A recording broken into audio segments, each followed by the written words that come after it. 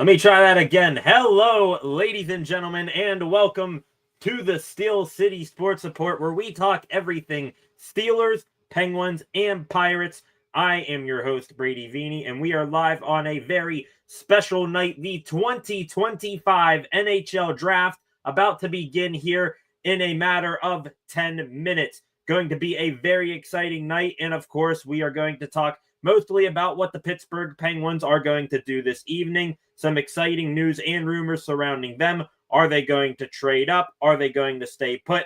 Could a current member of their roster, namely Brian Rust, Erik Karlsson, or Rickard Rakell, be on their way to somewhere new tonight? We are going to find out. We are going to react instantly and react live to about the first half of the first round here, at least up until the Pittsburgh Penguins make both of their picks, should they choose to hold on to them here tonight. We might go live for the whole thing, might go live for half. We don't know. We will find that out here later on. First thing is first, welcome all of you here. If you are new, please subscribe to the channel and turn on notifications so that you never miss when I am live again. Also, feel free to like and share this live stream, as well as comment in the comment section. Get any thoughts, opinions, or questions that you have in there. I can pop those up on the screen at a moment's notice, but there it is right there. Welcome to the Penguins 2025 NHL Draft watch along. Like I said, lots going on around the Pens here tonight. Currently, they are slated to pick number 11 and number 12 here tonight. Back-to-back picks. Of course, recently we found out that they got the 12th overall pick in addition to their own number 11th from the New York Rangers. The Rangers, after trading that first-round pick to the Vancouver Canucks for JT Miller, the Canucks then flipped that first-round pick to the Penguins in the Marcus Pettersson, Drew O'Connor trade. The Rangers had up until Wednesday to decide, because there was a stipulation on the pick, they had up until Wednesday to decide whether or not to give the Penguins the 12th overall pick or hold on to their 12th overall pick and give the Penguins their first next year without any conditions whatsoever. The Rangers, they decide, hey, let's give them pick number 12, and the Penguins, they are going to be picking back-to-back tonight, at least to start. Kyle Dubas, Penguins general manager, speaking on what tonight means. Quote, "It's exciting. I mean, the team hasn't picked this high in a long time. It's the start of a massive opportunity for us to grow and evolve and really build the team back into a contender again." Also, Wes Clark, who does some work on the draft for the Penguins. "Ultimately, we want guys that are going to impact winning." Looking to pick a pair of winners, most likely here tonight. But we might not need to wait long to see the Penguins get active and pursue a impactful player. Kyle Dubas, he is expected to be aggressive in the trade market tonight. Really, the rumors have been that way for the past couple of weeks now. Scott Wheeler, who's an NHL insider for The Athletic, he said, "Do not be surprised tonight if the Penguins make a move into the top 10. Where they would go in the top 10, that is another questions. That is, another set of questions. Many of the insiders have said that picks 2 and 3 are being listened on, being held by the San Jose Sharks and the Chicago Blackhawks. A good likely spot for a trade up, for the first trade up here tonight. Number 4, the Utah Mammoth. They are looking to move back out of that spot if the right team with the right young NHL ready player comes offering. So number 4, that is available. Nashville Predators at number 5. I am not really sure whether or not they are going to be shopping the 5th overall pick. That is, I think prime real estate to where you could maybe hop up into the top 10 and get a good player there, because Nashville, I think they have 2 or 3 first-round picks tonight. 5 and 23 would be one trade I would make for 11 and 12, maybe sprinkle on something extra to get the deal done. But another thing here is that Elliot Friedman, he came out about 5 hours ago on Sportsnet saying that the Penguins, they could move up to 9, so move up 2 spots. And he says he's heard Brian Rust is a part of those trade conversations there. So lots of moving parts here tonight. There's some other stuff going on as well. Expecting a real crazy night, honestly. Usually, I've watched the MLB draft. That's pretty boring because teams can't trade those picks. The NFL, it is wild. Like, you see some wild picks and stuff go down in that. The NHL, it's sort of like that middle of the road. You might get a couple trades here and there, but not too much big goes down. From what I'm seeing out in the online universe, the hockey universe here, we could be in for one of the most wildest nights that the NHL draft has ever seen. So it's going to be exciting. Hopefully the Penguins are at the center of that. If the Pens are going to trade up, I talked about this last night on the stream, a couple of players that I would be very happy of them trading up and getting. Center Anton Frondel is one of them. James Hagens, if he is there, he is another one, though I think the Islanders, they're pretty much slotted to take, guaranteed to take Matthew Schaefer, the defenseman out of the OHL first overall. I hear the Islanders, they're looking to get back into the top 10 to take Hagens. But just looking for guys for the Penguins here, Porter Martone, probably my top prospect for the Penguins on this board. Elite power forward who brings the production that this team needs to turn things around. 87 points in 47 games with the Brampton Steelheads last year. So Porter Martone, he's top of my list. Another one who I'm going to put up there for the Pengs to trade up for, though I don't see him sticking around for long, Anton Frondel, the center from Djurgårdens over in the Swedish Hockey League. He's going to go in the top 3, I believe. Roger McQueen, not sure if you need to trade up for him or not, but he could be someone that the Pens are looking for. Also, Radim Murka, he's another defenseman the Pens might need to move up a little bit to get. But just looking if they are going to stick and pick at 11 and 12, some guys that could be around that area that the Penguins, I think I've, heard or at least have a good idea that they would be interested. Victor Eklund, left winger from Djurgårdens, good buddy with Anton Frondel. He should be available in that neighborhood. Roger McQueen, he could fall there. Jackson Smith, defenseman from Tri-City Americans in the WHL. Good two-way defenseman there. Likes to get involved offensively. Some other ones here. Justin Carbonneau, right winger from the QM JHL. Jake O'Brien, another one. And looking more, Kayshawn Eikenson. I like him a lot. Defenseman, left shot there. Penguins, they're looking for a left shot defenseman this offseason. Maybe they can snag him with one of their 2 picks here tonight. Just looking at some other news that it has gone down in the NHL today. This is getting away from the Penguins specifically. The NHL and the NHL Players Association, they just wrapped up a collective bargaining agreement extension very early for this to get done, but there is peace in the NHL. Just looking at some of the things that have been agreed upon in this new CBA, we are now officially getting an 84-game regular season in the NHL.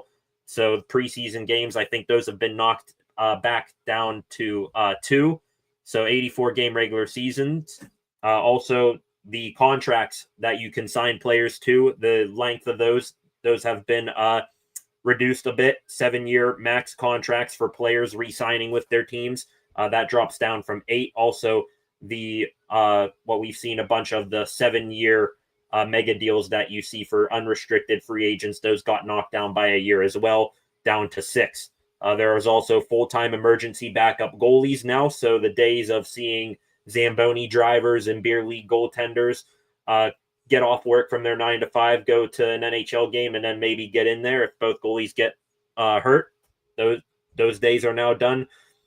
2 other things here. The game rosters during Stanley Cup playoffs now, they must now be salary cap compliant. No more manipulation of the long-term injured reserve. Teams like Tampa and Vegas, and I think even to some extent the Florida Panthers, also the Colorado Avalanche, they've been known to use the LTIR loophole. Those days are over. Teams must now be cap compliant in the playoffs. And the last thing here, I just saw 38 minutes ago from Frank Saravalli, neck guards will be mandatory for all new players entering into the NHL starting in the 2026 and 2027 season. I like hearing that, especially, Penguins fans.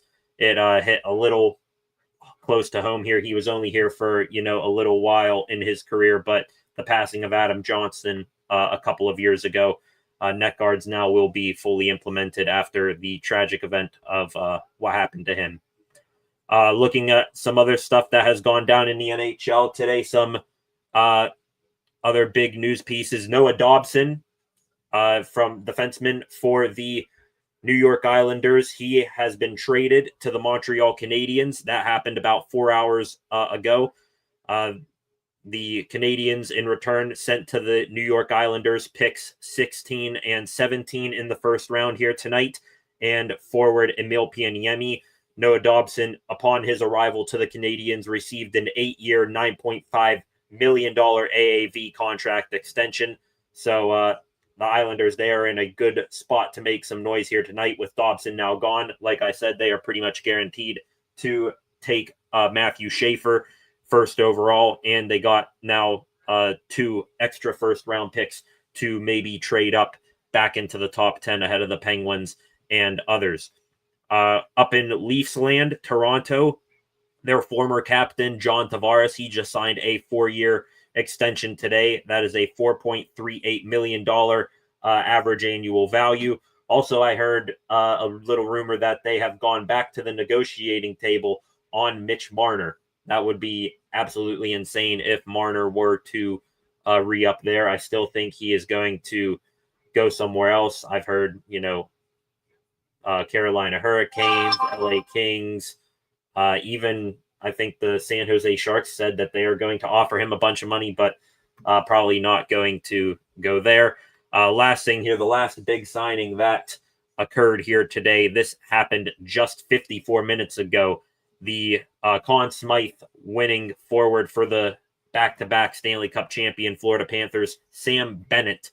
He re-signed with Florida 8 years at $8 million.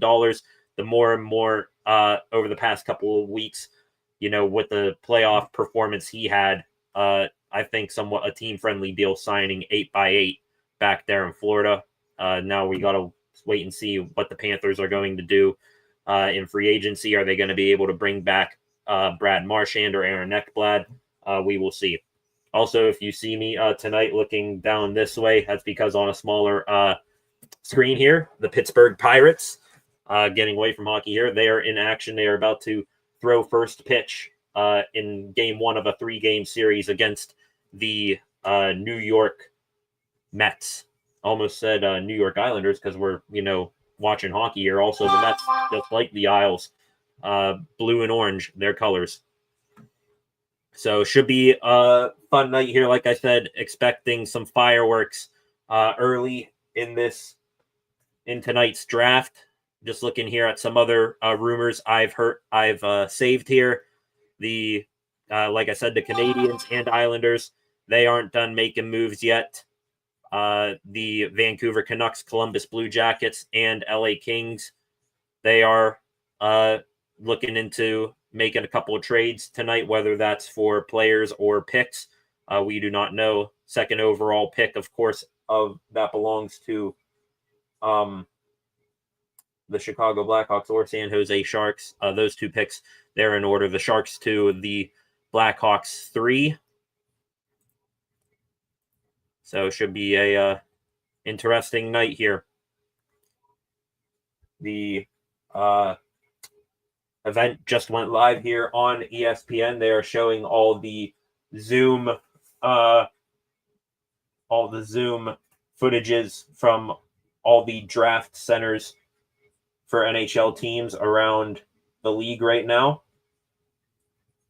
Not every single team in the same building like how they've done it in the past. The Penguins, they are not, interestingly enough, at their facility in Cranberry Township here in Pennsylvania, the UPMC Lemieux Sports Complex. They are not there. They are somewhere in downtown Pittsburgh, holding their draft there because the UPMC Lemieux Sports Complex is under renovations, I believe.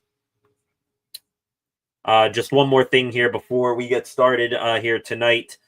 Frank Saravalli as well posting just over half an hour ago some new draftee signing rules are going to be in play here tonight. Drafted at age 18, teams will hold the rights to that player until the 4th June 1 after the draft. Drafted age 19 players, they will hold their rights until the 3rd June 1 after the draft. And the last one here, if in the NCAA at expiration, rights extended until 30 days after notifying the NHL they are no longer playing in college. Those go for the draftee players. So getting ready here tonight, looking here at the top prospects rankings here at the bottom of the screen on ESPN. James Hagens, number 3, Caleb Desnoyer. Number 4, Anton Frondel. Number 5, Porter Martone. He is my top guy for the Penguins to trade up and go after here tonight. The one thing that worries me, I've been, thinking about this. If the Penguins are going to trade up into the top 10, it's hard to go from 11 and 12 to, the 2nd or 3rd overall pick. Maybe if you add a little bit extra on, you're able to get into the 4 or 5 spot. I want to get ahead of the Philadelphia Flyers first and foremost, because the Flyers, I think they've met with Radim Murka and James Hagens. They've also met with Porter Martone. And if the Islanders are, expected to trade back into the top 10 and get Hagens before the Flyers, that might leave Martone to the Flyers. And I don't want that at one bit. That would put a big damper on my night. 7 of you in here right now. Welcome to the stream, reacting live to the 2025 NHL Draft Round 1. Going to be on here at least for about the next hour to 2 hours. Might call the stream a little over halfway through the first round here tonight once the Penguins are done picking. But if they do, end up before I log off, getting back into the back end of the first round, I will stay on until they make those picks then. Think we're going to see 1 forward and 1 defenseman taken tonight by the Penguins. You're going to see 1 of each position, in my opinion. Forwards, trade up. Maybe you get Martone or Frondel. Hell, I don't know if they have a ton of interest in Hagens, but he could be there as well if they trade up.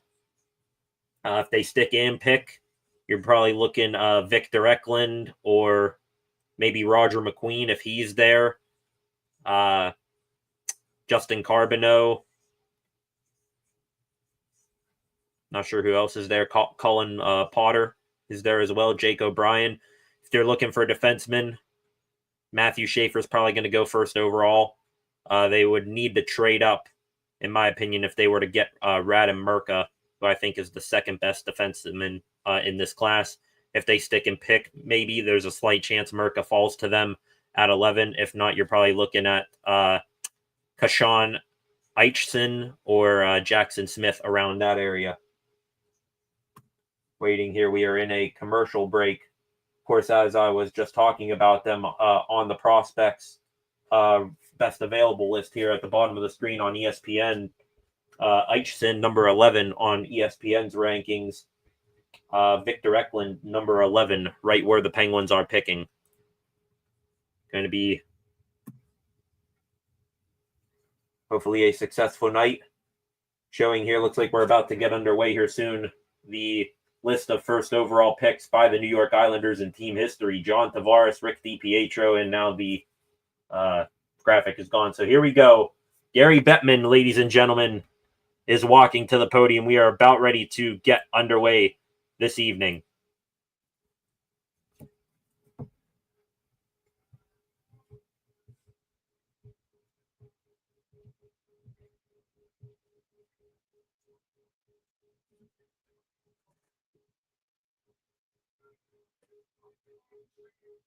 And of course, Bettman going to do a whole long spiel here. It's going to monologue a little bit.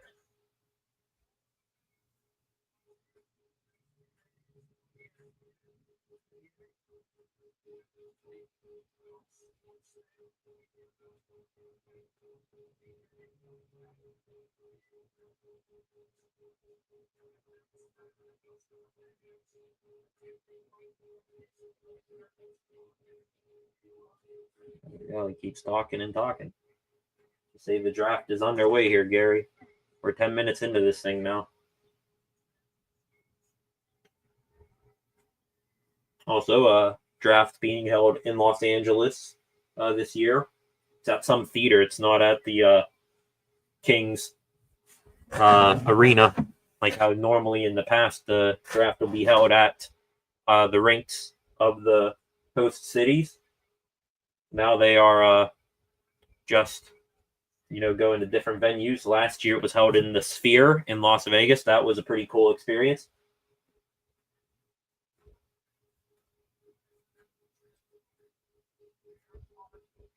He's talking more here, showing all the war rooms, I guess you would call them, across the NHL here. Couldn't find Pittsburgh in there real quick.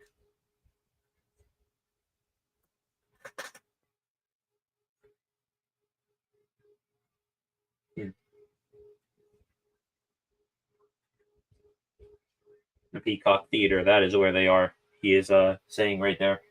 Also going to try to keep up with this as much as I can here, as long as I am live. Bottom of your screen, ladies and gentlemen, on the ticker there, that is the draft order as it currently is. See if there's any changes to that as the night goes on. There's all the prospects that are there standing.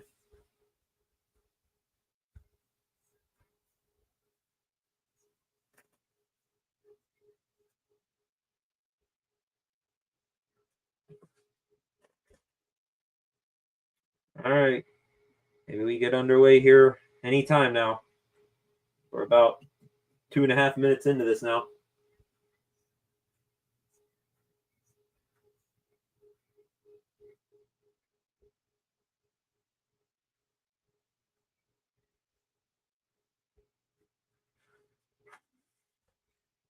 Anybody got Jeopardy music? Oh, now we got a video. Maybe. Oh, we're going like backstage almost.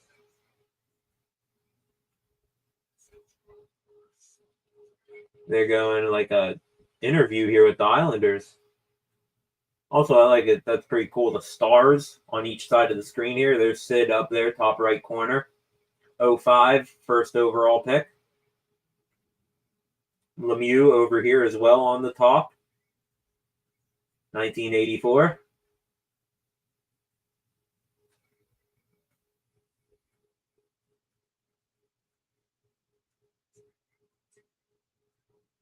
All right, I guess a bit of a check-in here on the Islanders if they are ready.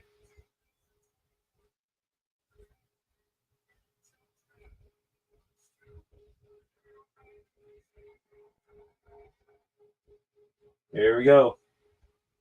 All right, we are officially underway, ladies and gentlemen. There it is, officially from Gary Bettman. The New York Islanders are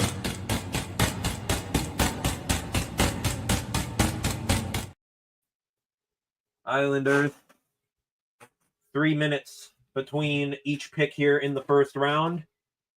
Clock at 2:36. Shouldn't take them too long here to make this first overall pick. They should not go below 2 minutes, honestly. It's no surprise now. You traded Noah Dobson. Just take Schaefer and let's get this thing rolling here. Let the fireworks begin.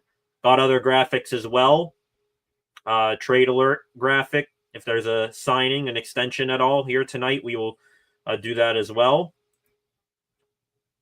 Hopefully the pick will be in here. And there it is. Didn't take too long. The pick is in, ladies and gentlemen.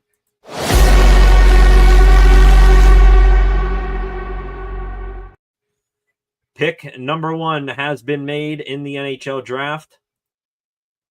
Look here. wonder if there is any sort of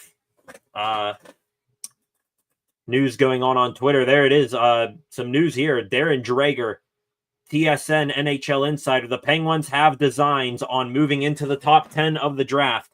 It is getting more real, ladies and gentlemen. Come on, give me Porter Martone. Oh, boy.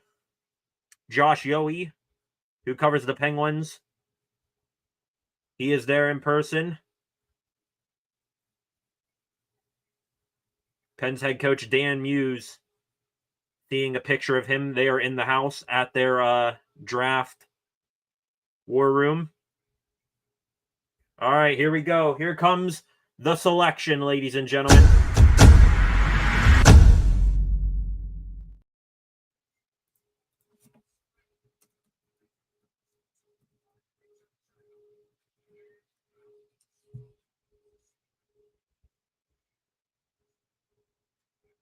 And there it is, like we expected. It is defenseman Matthew Schaefer from the Erie Otters in the OHL. He is the first overall pick in the 2025 NHL draft here on EliteProspects.com. He is right now their number 2 prospect behind James Higgins, who the Islanders are very interested in trading up for. Defenseman Matthew Schaefer last season, 17 games played, 7 goals, 15 assists for 22 points. Also had 8 penalty minutes across some other websites here. This right here on the HockeyWriters.com. He is their number 1 prospect. He is also the number 1 prospect on Daily Faceoff and on ESPN. Here on the HockeyWriters.com, Matthew Schaefer only played 26 games this past season, though he is determined to be the first overall pick. Here it says on the HockeyWriters.com, his smarts, vision, and poise are already translating to the NHL level. He has all the trademarks of a first pairing number 1 defenseman written all over him, as he's quick and transition, has a high hockey IQ, and knows when to join the rush and attack. He's a difference maker and an elite facilitator with the puck from the back end. So, sounds like they are getting a hell of a pick right there. I believe he's more of a two-way defenseman, but he will be a great offensive weapon for them. Let me click here, see if there is any more here. Back to EliteProspects.com. 6'2", 185-pound left shot defenseman, 17 years old, from Hamilton, Ontario, Canada. Viewed as a player type here, according to Elite Prospects, a mobile defenseman, speedster, and two-way defenseman. So that pick now being made, the emotions coming over Matthew Schaefer there. As much as I hate the Islanders getting an outstanding pick there, congratulations to that young gentleman and his dreams coming true. He will immediately be the number 1 defenseman upon arrival there to Long Island. Now they have a microphone for him. He is speaking with the general manager of the Islanders, them who just made that pick. So congratulations to him. Would have been cool if, he's talking to the GM. Would have been cool. They got the stars on each side of the room here of first round picks in recent years. Would have been nice if they would have just, popped up a new one there. Matthew Schaefer, 2025. He's now going to get an interview here. Wonder if there is anything else going on here. I'm going to try to be scanning X quite often here, seeing pictures from the Penguins that they posted themselves. Kyle Dubas in the war room, cell phone in hand. Could he be texting some GMs, calling some GMs? There's Jason Spezza, as well as Dan Muse.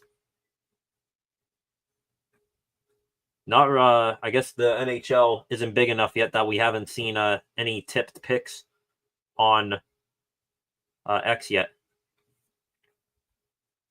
Seeing it's popping up everywhere. Matthew Schaefer, 1-1 in the 2025 NHL draft. I'm sorry if I'm going to be, redundant here and there. I do not cover the NHL draft as intently as I do the NFL draft, so I might learn some stuff on these prospects in real time that you do, showing their last Erie Otter to get picked first overall, Connor McDavid. Now the Sharks, they have the clock up there, getting ready to be on the clock to make their pick here in a moment. 6 of you in here right now. Welcome to the live stream. If you are new here, please subscribe to the channel and turn on notifications so that you never miss when I'm live again. Also, feel free to like and share this stream and comment in the live section. Get any instant reactions that you have to the picks here tonight. Any comments or questions, thoughts you have, I can pop those up on the screen in real time, and we can communicate that way. Going to real quick take the ticker off the bottom of the screen. Try to keep up with the ticker as much as possible. There is the first overall pick, Matthew Schaefer, 1 of 1. The San Jose Sharks, they are now on the clock. Is it rolling? It's showing the 3 o'clock timer, but it's not moving. Start the clock, Bettman.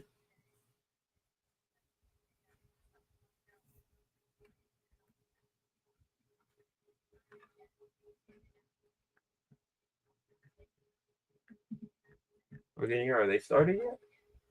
What's the hold up? Do we got a trade? Oh, now the clock's going. Here we go. Sharks now on the clock.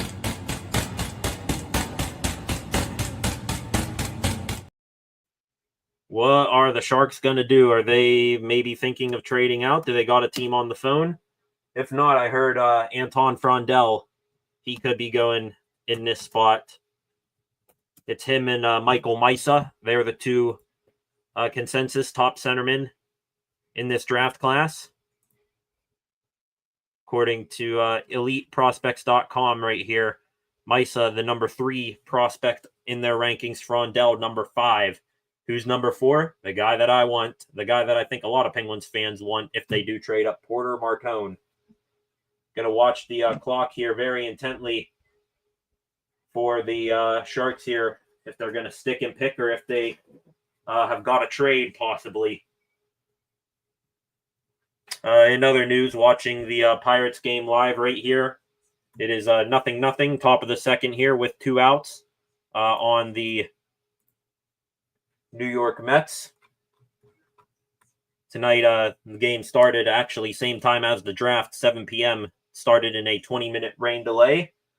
Tommy Pham, Andrew McCutchen, Brian Reynolds, Nick Gonzalez, Joey Bart, Key Brian Hayes, Jared Triolo, Alexander Canario, and Isaiah Kiner-Falefa, the lineup tonight for the Bucks. Mitch Keller on the mound, who is looking for his first win in PNC Park since July 8th of last year. What team did that win come against? The New York Mets. So looking to maybe exercise some demons, get that elusive win in PNC Park. The Sharks, they are still on the clock. The pick is now in. There it is. I was about to say they were about to go under a minute. The pick is in for the San Jose Sharks.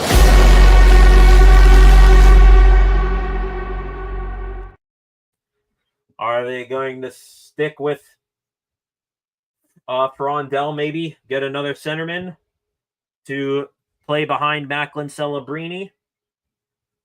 Do they go defenseman? They just let go of Marc-Edouard Vlasic, their longest tenured player, who the Penguins beat in the 2016 Stanley Cup Finals. He got bought out just a day or so ago.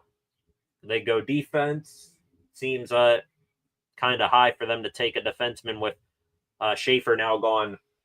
Frondel could be the pick. Maybe Michael Misa. Could it be Porter Martone? Really, I think for the longest time now we've known that it was going to be Matthew Schaefer 1-1.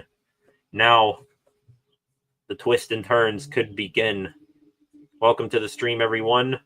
Hope you follow along. Have instant reactions along with me. The Sharks, they seem cool, calm, and collected, ready to make their pick, ready to make this pick in their war room. We'll see what they're thinking. Center, defenseman, wing. We are hopefully about to find out.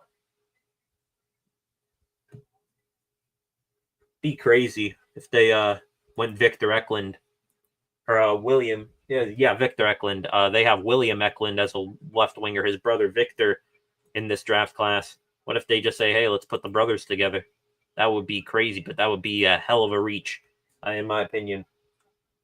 The clock has struck 0 there, waiting for Commissioner Gary Bettman to return to the stage. Also going to, real quick, mention some other news related to the Penguins aside from the draft here today. Jenna Harner of WPXI in Pittsburgh, she confirmed yesterday, late last night, that the city of Pittsburgh, they will be submitting an expression of interest to be a host city for the 2028 World Cup of Hockey. That will be submitted to the NHL and NHLPA. We will see if Pittsburgh will have a chance to host such a great and popular event. Everyone loves best on best hockey in international formats. Maybe Pittsburgh can be one of those host cities in 2028. Taking a long time here to get out to the stage and make this pick. Gotta wonder, this pick is in, but could there, be a trade brewing? Maybe that is holding up the team behind the Sharks here, the Chicago Blackhawks. I hope they don't milk this out, all night long to where, we're here till 11, still having picks going on. And now here we go. Finally, we are going to get an answer to the first big question of tonight. Who have the Sharks taken? Bettman back to the mic.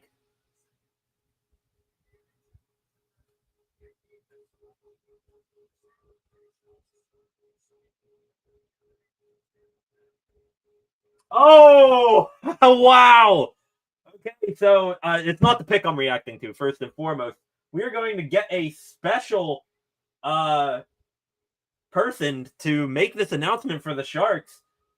And for those of you who have watched the stream often, a WWE fan, Bailey, WWE superstar, she is going to be making this pick. Don't break my heart, Bailey. Hey, Bailey. Ooh, I want to know who the Sharks picked. Please. Bailey, I like you. Do not make me upset here. Do not tell me that the Sharks took Martone. Here we go.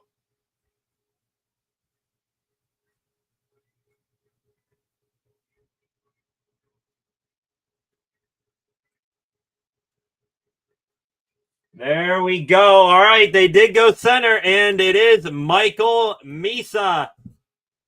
That is who the San Jose Sharks are going with from the Saginaw Spirit. Michael Misa, 6'1", 182 pounds of the Saginaw Spirit in the OHL. He the third top prospect on EliteProspects.com. 113 total points. Fantastic production in only 54 games last year. Absolutely insane. From Oakville, Ontario, Canada. Left-handed shot. Player type for him, according to Elite Prospects, is an offensive forward, focusing on generating offense, whether it is through assists or goal scoring, playmaker, and some good wheels on him as well. He is a speedster. Looking here, he is the second prospect, according to the HockeyWriters.com. He is also 2 on Daily Faceoff and on ESPN. So the consensus, aside from elite prospects, the consensus second best prospect on the board, according to most outlets here. Back to the hockeywriters.com, Michael Misa, 134 points in 65 games. I assume that's including playoffs. Creates opportunities for himself with impeccable stick handling for his teammates by getting the puck to them in tight spaces. He's the type of player who has invaluable skill. He's going to make a team incredibly happy with the draft selection. There he is up on stage, putting on that jersey. Didn't realize Bailey's pretty tall too. She's almost his height. Lisa 6'1". Bailey probably hovering around the 5'11" area, 5'10" maybe. See, in WWE, they don't get too many girls with height like that. So Michael Misa, the 2023 Linka Gretzky Cup gold medalist, 8 points in 5 games there. They now are, I assume, kind of like how they did Matthew Schaefer, take him back behind this little entryway and have him speak with the Sharks front office there. Bailey had to get out of the way of the camera there. Come on. You're supposed to know where the hard camera is there, Bailey. Back to X here, see if there is anything new going on. Seeing someone on Twitter here. Feels so good to have, anticipation for the draft, but it's also nerve-wracking. I haven't been this nervous for a Penguins draft in forever. Shows you how much we are blessed as Penguins fans to have had so much success in recent years. I do agree, though, with some people on here. NHL, they need to maybe look at their draft format for future cases, because this is going slow.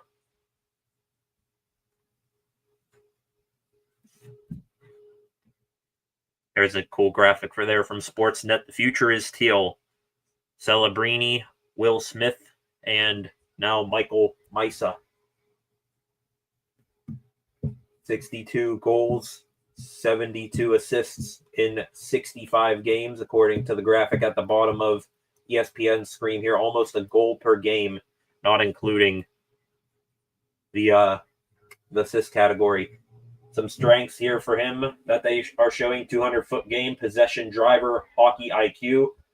Needs to improve on playing through contact. I'm sure that will come with age and experience. 6'1" right now. Still a little bit light. Nick Suzuki, captain for the Montreal Canadiens, is his professional comparison. See if there's anything else here on him. 183 pounds, 6'1", again, still light. So as much as it's more as he gets older, filling out his body, he will be able to fight through that contact that they were mentioning. 18 years old. So here we go. Hopefully we get moving a little bit quicker now that we're out of the top 2 picks. The Chicago Blackhawks are...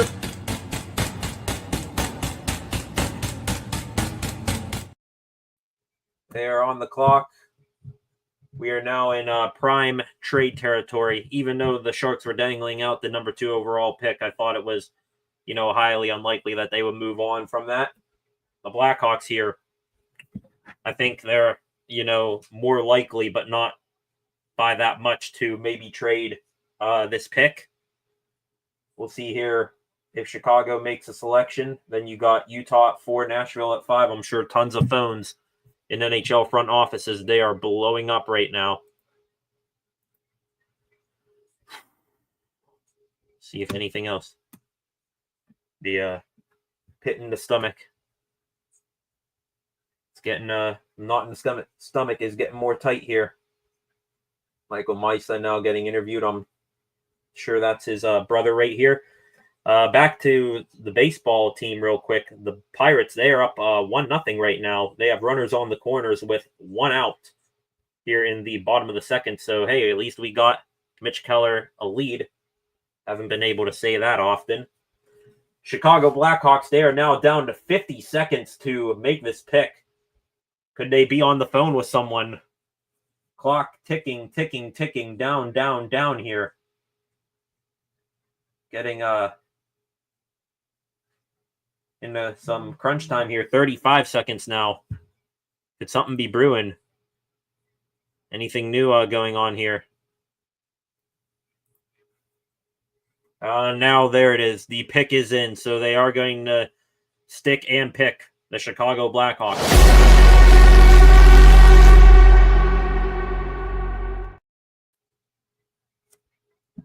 Chicago Blackhawks fans there at this theater in LA standing up. The Blackhawks celebrating 100 years of their franchise's history, along with all other original 6 teams. Here comes Bettman back to the podium.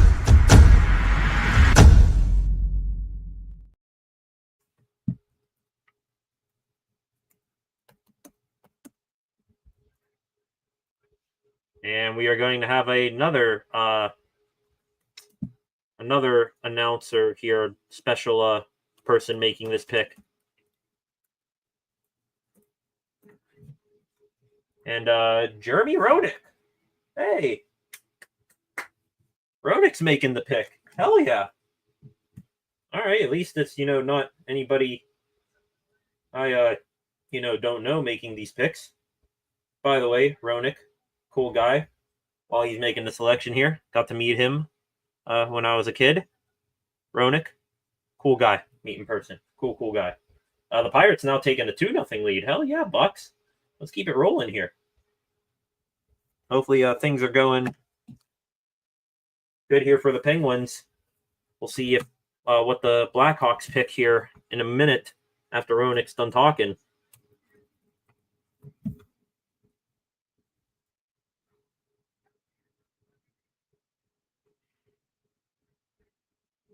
Holy hell, lots of talkers here tonight. Bettman, Bailey, she wasn't at least, too bad.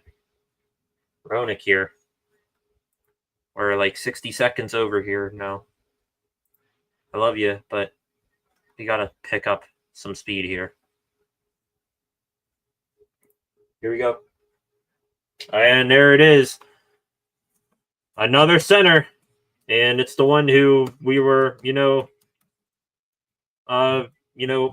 arguing with ourselves back and forth. Is he going to go 2 or is he going to go 3? Anton Frondel is heading to Chi-Town. See here what Anton Frondel is all about from Djurgårdens hockey club over in the SHL, Swedish Hockey League, which, by the way, humble brag here for the Penguins. They have the Rookie of the Year in the Swedish Hockey League, Melvin Fernstrom. 6'2", 204 is Anton Frondel. He is a center, Sweden nationality. Left-handed shot, 18 years old. Or no, hang on, excuse me here. I'm still on Michael Misa's profile here.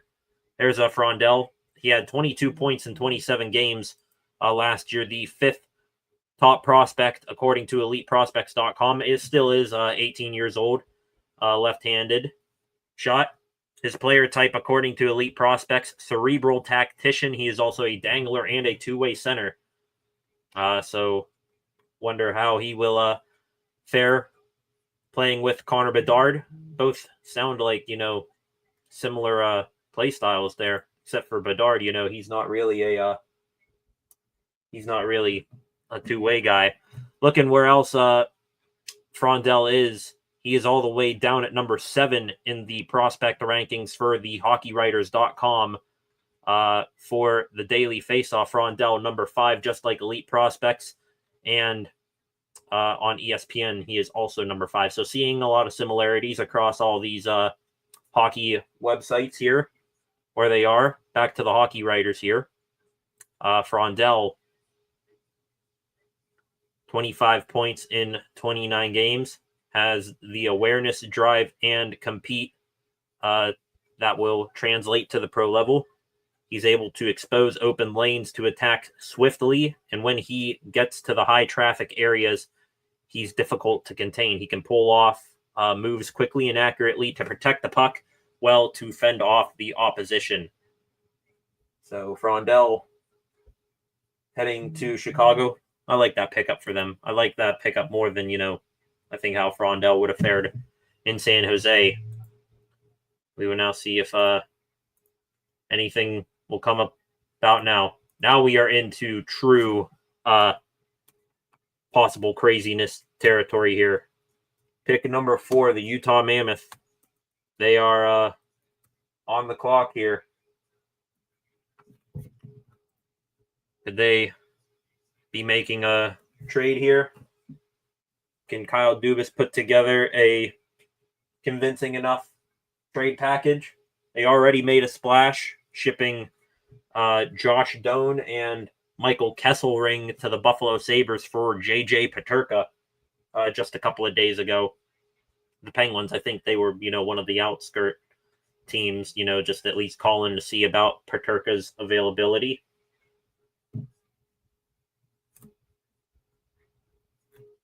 See in here, Frondell.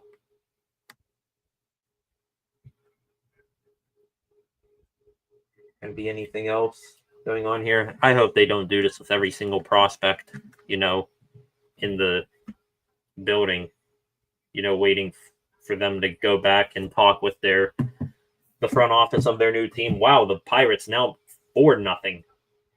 2 outs. Runners on second and first. This is crazy right now. Andrew McCutchen coming through with a hit right there. What is going on with the Bucks? Guess I should half pay attention to them more often. Now here we go. The Utah Mammoth, they officially got the clock started. They are off and rolling.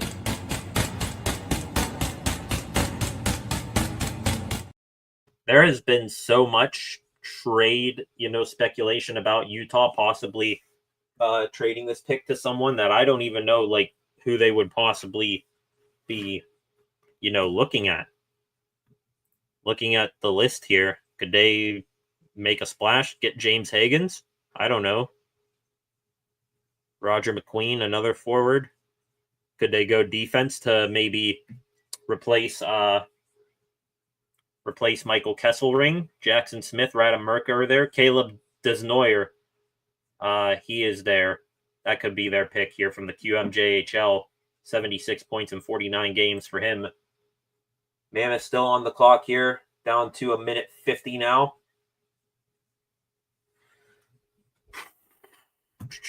Just don't take Porter or Martone. I hope even the Flyers don't even take him. What if James Higgins falls to the Flyers? I mean, it would suck if Higgins went to Philly, but I just, would rather like Martone at this point. See, let's go back to Twitter here, see if there's anything else going on here.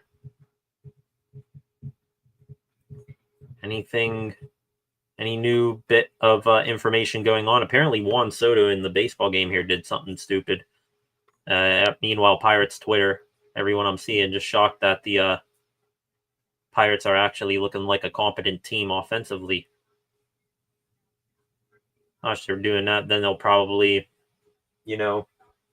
go back to sucking for the last 2 games of the series. Pick is in for the Utah Mammoth.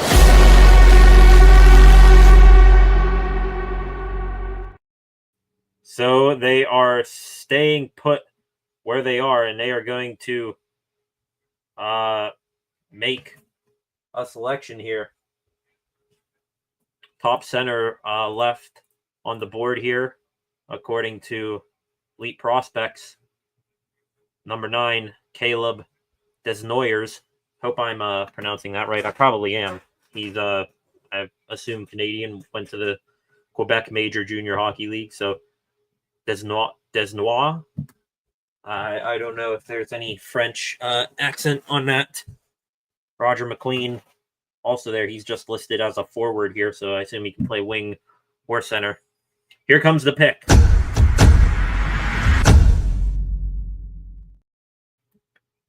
What is Utah going to do?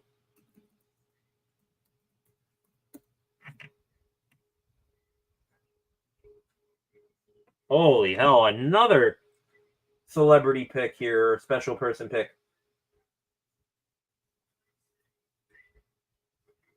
Tony Finau. Not there either. He's just in a dark room with the Utah Mammoth logo behind him.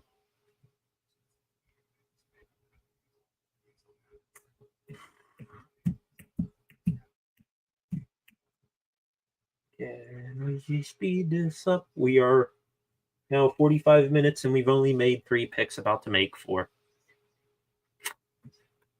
Dun, dun, dun, dun, dun, dun, dun. You're a cool dude, no offense here. We got to get this moving along. 9 of you in here right now. Welcome to the stream. Appreciate you all being here. And sorry, got distracted there. That dude just did a Maui Chihu.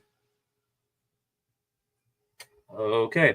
Anyways, subscribe to the channel, turn on notifications if you haven't done so already. Also, comment in the live chat any thoughts, opinions, or feelings that you have here tonight. Let me do a quick subscriber check. We are up to 417 subscribers. We gained 1 new one. And there's the pick, ladies and gentlemen. It is Caleb Desnoyers. So after defenseman Matthew Schaefer goes first overall, we have a trio of centers back to back to back going off the board here. Let me pop that up right there. There it is. Caleb Desnoyers, 6'2", 182 pounds. Center. Played for the Moncton Wildcats in the QMJHL. 76 points in 49 games played last year. Let me pop up his thing here, his profile. Left-handed shot, 18-year-old centerman from St. Hyacinthe, Quebec, Canada. Cerebral tactician, playmaker, and puck handler is his player type, according to EliteProspects.com here. He is the number 3 prospect, according to the HockeyWriters.com. He is also here on Daily Faceoff. He is number 6. And on ESPN, he is... Where is he? He is number 7. So, bit of a variation in where he is ranked according to all of these sites. But back to the HockeyWriters.com here. Desnoyer also took home the Mike Bossy Trophy as the league's best pro prospect. He's the Paul Dermont Personality of the Year trophy, was a QMJHL All-Star. He's incredibly creative, creates space, and uses his physicality well. Upside is fantastic.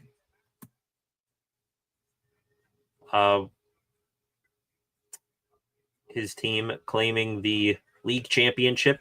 He also won the Guy Lafleur Trophy as the playoff MVP, 30 points in 19 games. So a hell of a pick here for the Utah Mammoth. Sounds like a perfect guy for them. They just, over their existence, even going back to when they were the Arizona Coyotes, they seemed like a team lacking star power, aside from maybe Clayton Keller. Now they got seemingly one on the up and coming in Logan Cooley, got another one here in Caleb Desnoyer. His brother Elliot Desnoyer was a 5th round pick by the Flyers a couple of years ago.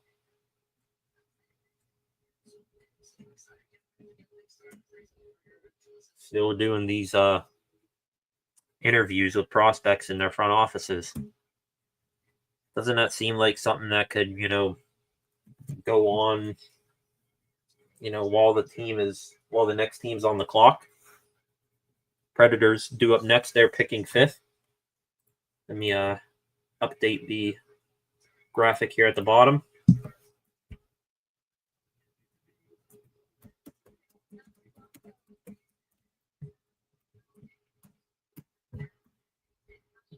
Wrong letter there. It is Caleb, not Kalen. There it is right there. The new graphic, 4 picks in. We are approaching an hour since this draft started. Come on.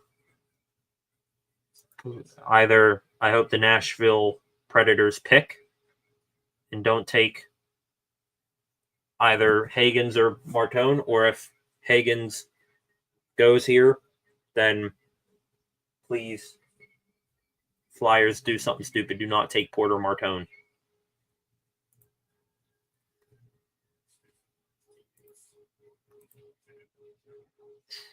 Looking here, is there anything new going on? There's not much news going on hockey related, just, breaking the picks as they come across here. Are the Predators finally on the clock? They are ready to finally move on here. Picks going slow as hell right now.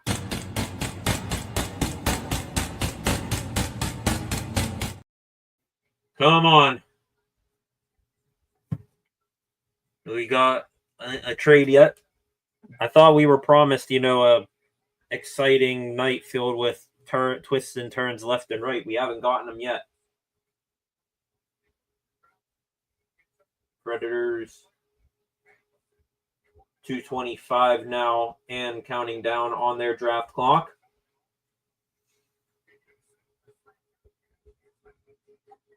Is there a trade coming at all? Hopefully just something to, garner some more excitement here. The pace that this has been going at has really drained it a ton.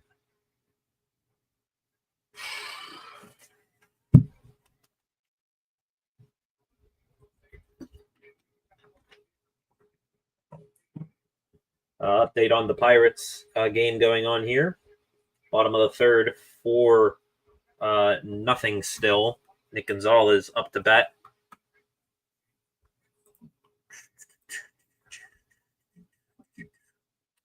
Just looking at some other news here in the meantime. 1:35 and counting down here. Talking about some more baseball here. Jeff Passan, MLB's top insider, he was on 93.7 The Fan yesterday. He had some scathing words about the Pirates, saying that Bob Nutting has completely wasted this team, this fan base, and this beautiful stadium. No lies detected there. Also says that it's such a crazy plan to get this team back to winning when the team's leading hitter is a 38-year-old DH, Andrew McCutchen. Which, no offense to Kutch, he's doing a hell of a job, but still need more from this team. This 4-0 lead that they have over here that I keep telling you guys about, it's just an anomaly. Now we are down to 40 seconds now for the Predators. They need a center iceman. One of the analysts here for the for ESPN just said, pick is in for the Predators. They are staying put.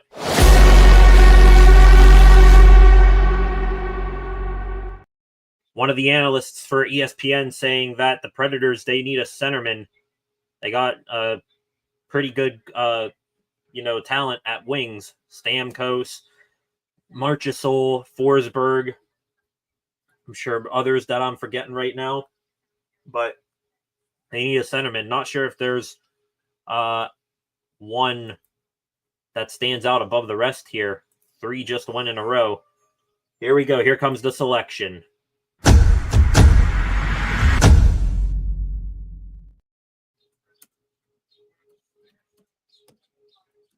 And another celebrity guest picker here. Oh, and it is Shea Weber, former NHLer. Longtime Nashville Predator, also was with the Montreal Canadiens. Absolute freak power behind his slap shot. Haven't heard from Shea Weber in like a long time, so crazy seeing him. Looks like he's at a golf course. Here we go. Here's the pick. And Brady Martin, another centerman. Wow. There goes, I guess you would call the first crazy pick of the evening. Brady Martin. I mean, good luck to the kid. Same name as me. But wow, this is a way off the board pick. So go down here, Brady Martin on EliteProspects.com. He is the 21st prospect on their board. Other centermen ahead of him, William Moore, Jake O'Brien. I guess you may put Roger McQueen in there, but Brady Martin, 51 points in 47 games last year, 25 goals, 26 assists. So he's pretty even there. Martin here for the Sault Ste. Marie Greyhounds in the OHL. 6 foot even, 187 pounds, right shot, 18-year-old center. Elmira, Ontario, Canada is where he calls home. Big physical two-way centerman here who's a heavy hitter. I don't mean to, like bash a kid here, but 6 foot, 187. He's going to need to tack on a couple extra pounds if he wants to continue that style of play in the NHL.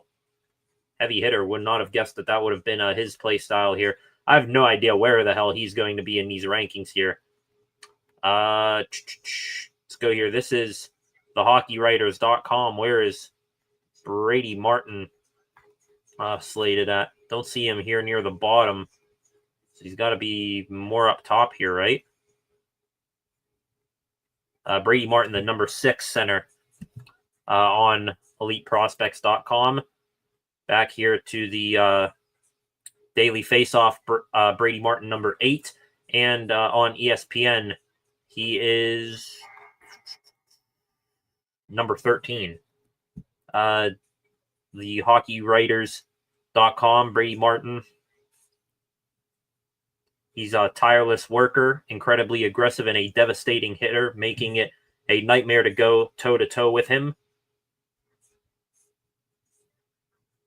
He's one of few fans when he said he wasn't planning on attending the decentralized draft in LA because he had work to do on the family farm.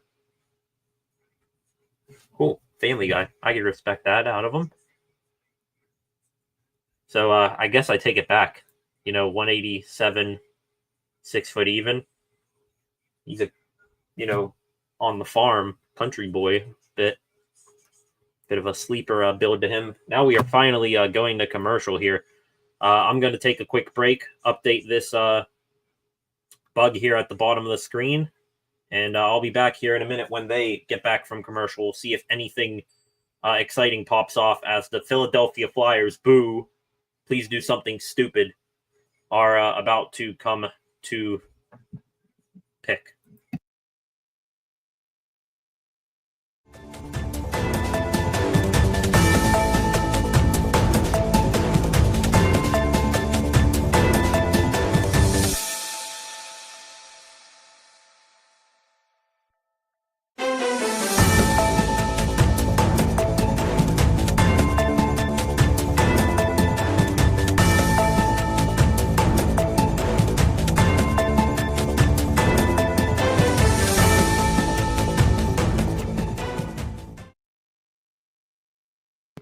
Welcome back, ladies and gentlemen. That was a quick commercial break because the pick is already in for the Flyers. So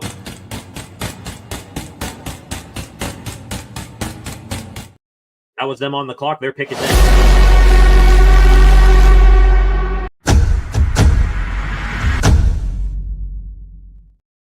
Here's Bettman, and we got another selection, another guest selector here.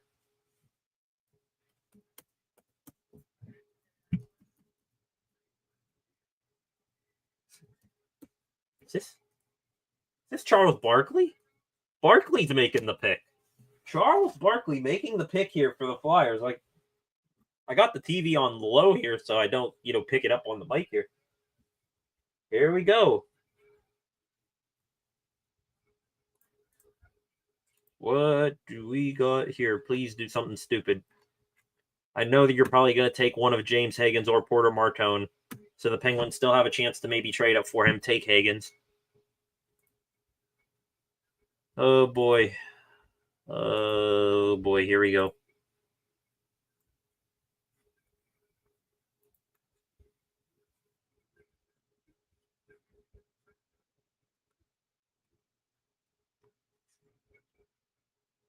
Barkley's talking. Flyers going to get back to winning the Stanley Cup. Yeah, good luck with that.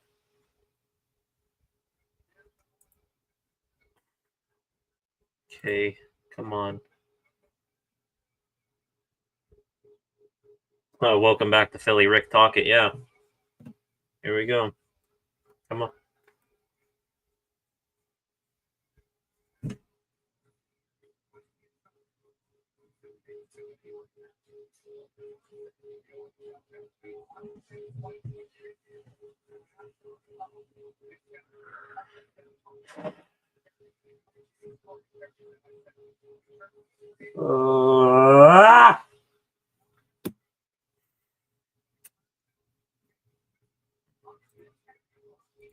I assume you can assume by my reaction who they took.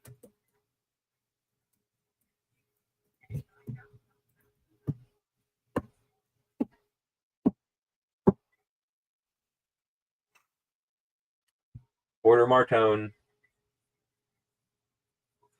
to the team who I wanted him least to go to. Go to hell, Flyers.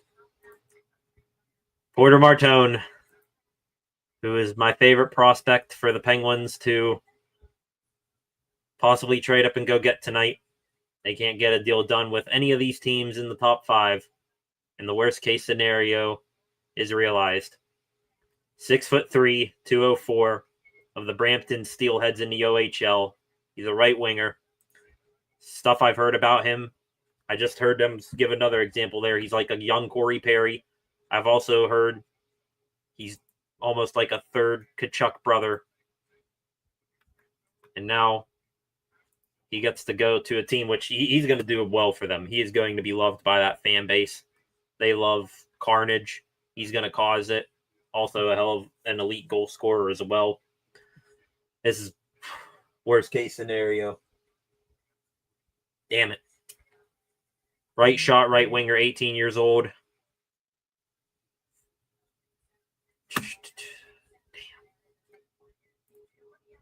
Looking here at his production, number 4 prospect on EliteProspects.com. 87 points in 47 games. He is an aggressive elite power forward. He'll get in on you, knock you off the puck, keep hold of it, and then get it out front to create a scoring opportunity for himself and others. 29 goals, 58 assists. Absolutely hate that pick for the Flyers because I wanted him. The number 5 prospect on the HockeyWriters.com. The number 3 prospect on Daily Faceoff. And on ESPN, he is the number 4 prospect. HockeyWriters.com. A lot of potential. Picks away at the seams in the opposition, which makes him dangerous in all aspects up front.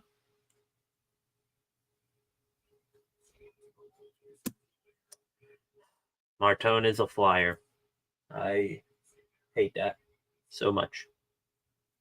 So much. And now James Higgins is left. He'd be the, really the last guy I'd be, willing to trade up for here.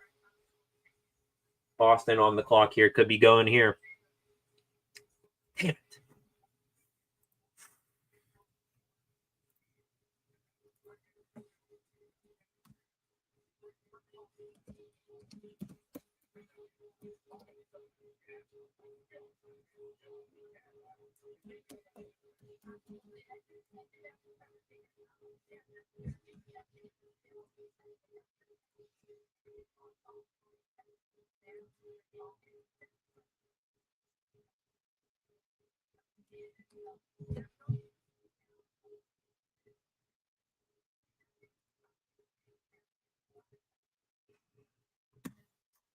Okay. Now time to refocus here. Maybe there's something else coming. We weren't able to get up and get Martone. Boston's on the clock.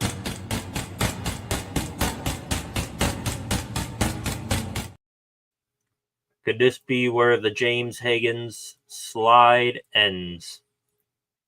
If it is, then that'll pretty much end the top prospects that I would like the Pens to trade up for.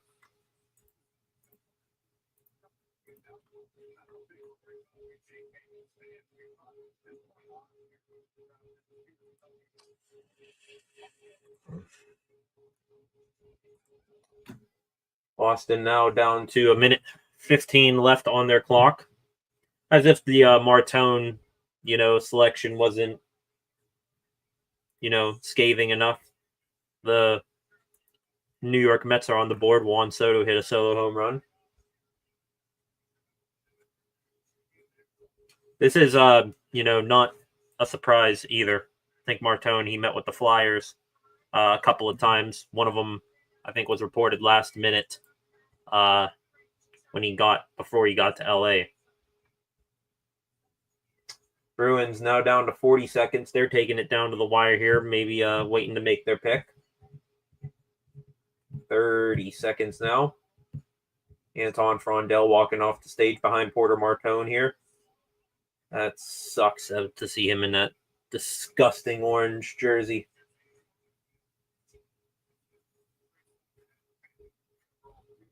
Pick is in for the Bruins.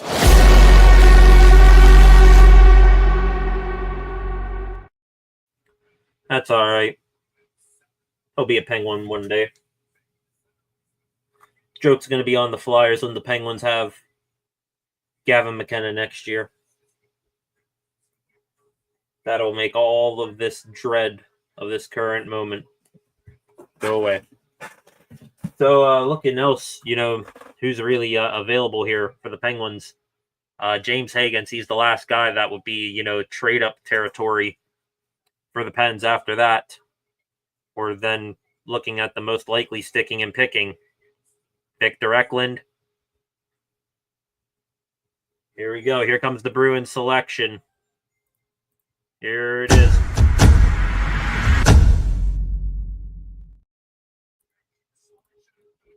And another guest picker.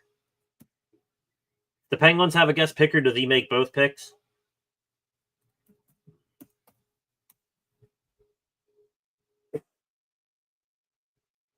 Holy hell, Adam Sandler's making the pick. I'm sure promoting Happy Gilmore too.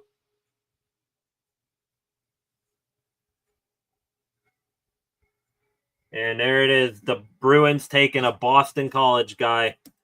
James Higgins. We barely knew ye. Goodbye. This sucks. This is terrible. No, nothing against the Pens because, still got 2 first-round picks here. You got a chance to make 2 great selections here, but damn it, I was hoping they'd trade up for, one of those 2 guys. Higgins, 5'11", 186 from Boston College. On EliteProspects.com, he is the top prospect in this draft. 32 points in 31 games last year in the NCAA. Left shot, 18-year-old defenseman, a cerebral tactician, speedster, and two-way center. So it looks like a jack-of-all-trades guy. I thought this guy would have been, perfect to maybe get under Sidney Crosby's tutelage for a couple of years, but that's not going to be the case. Probably my 2 favorite guys for the Penguins to pick up here to trade up for. They're now going to 2 teams that I absolutely hate. The Bruins and Martone to the Flyers. That one still pisses me off even more than, this Higgins pick. Higgins, number 4 prospect on the Hockey Writers Daily Faceoff, has him at number 4 as well. And ESPN, he is number 3. Back here to the Hockey Writers. Higgins, dangerous in all aspects up front.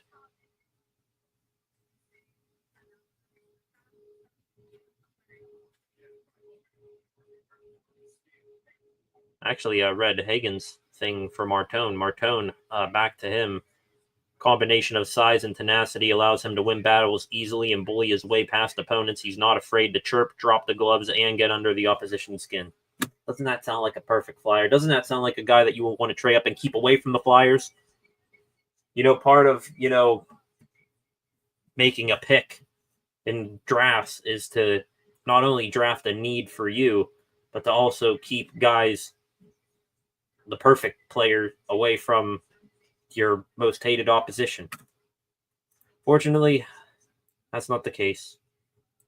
Let me update this graphic now. It's been 2 picks.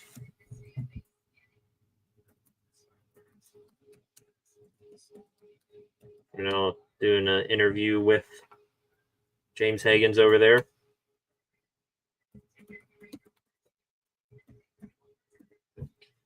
There's the updated ticker at the bottom of the screen. Picks 6 and 7. Terrible. All right. Now it's time to refocus here. Victor Eklund, Roger McQueen, Jackson Smith, Brad Merka, Kashan Eichson. The Seattle Kraken, they are now on the clock.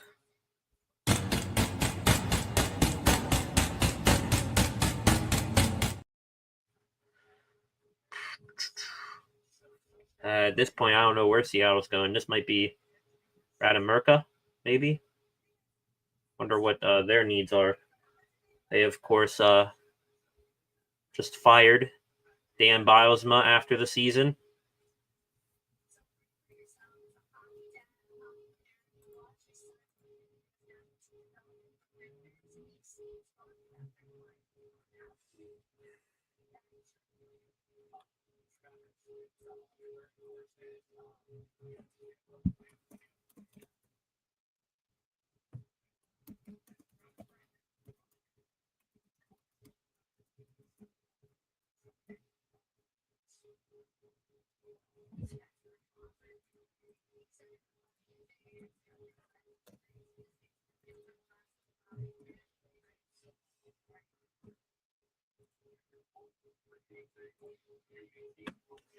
Okay, Seattle still counting down here. Now, 1:30 left. Anything. At this point, there's no reason for the Pens to trade up.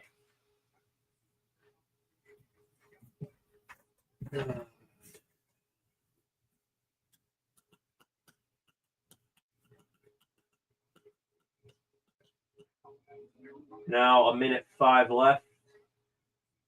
Reading the prospects. Here, ESPN. Their next best available here for them to take, Roger McQueen. Jackson Smith, maybe. Pick is in for the Kraken.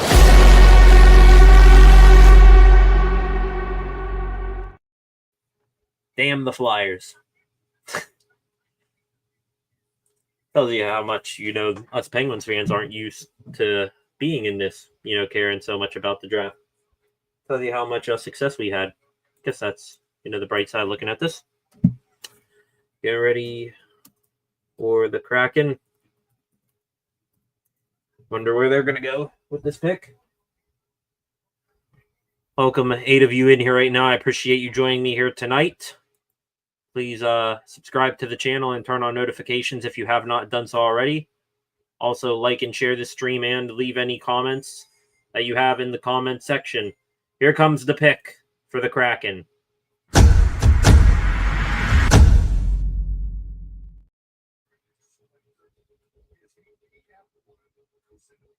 Are we going to have a special guest picker for every single pick?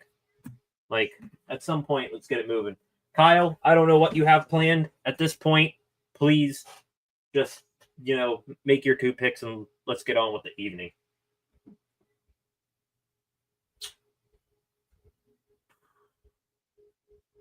Who is this?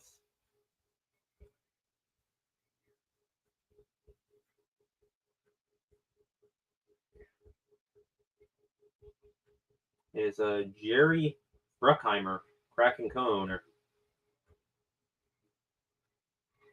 And Jake O'Brien is the next guy to go.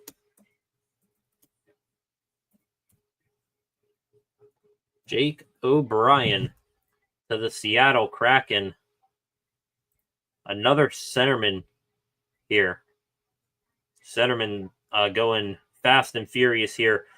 For the Brantford Bulldogs in the OHL last year, O'Brien, 84 points in 58 games, 29 goals, 55 assists. He is a center. 6'2", 170 pounds, so decent height. Needs to improve on the weight. 18 years old, from Toronto, Ontario, Canada, so all he knows is pain growing up watching hockey.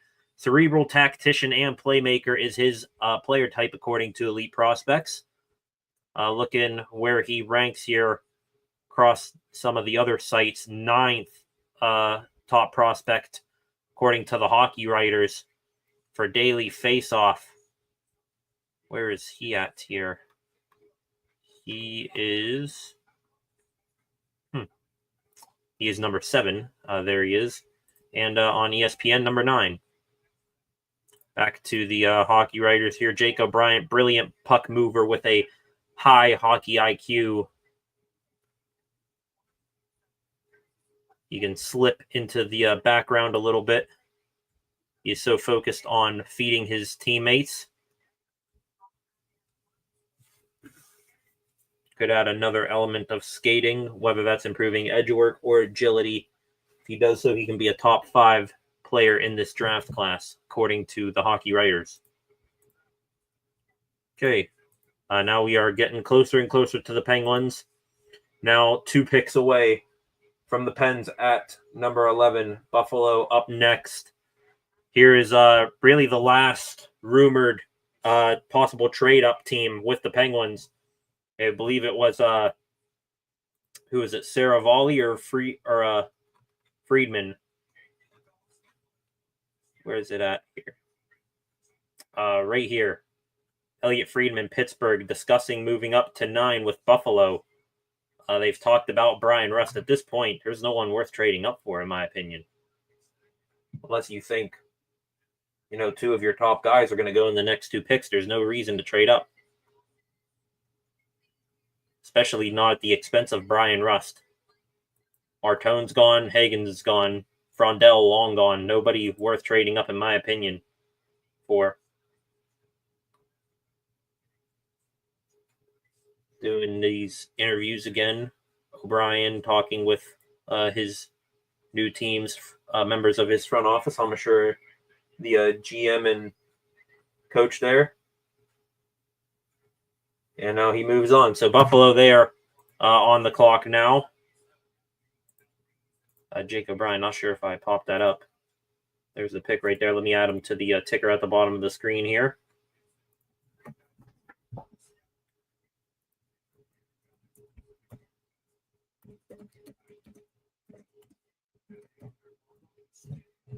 Okay.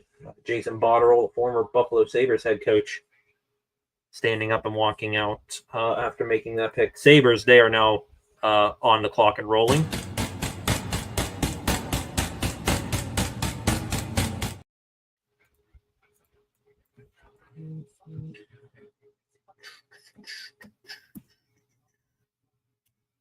There's Buffalo. Got them ready to put in their pick.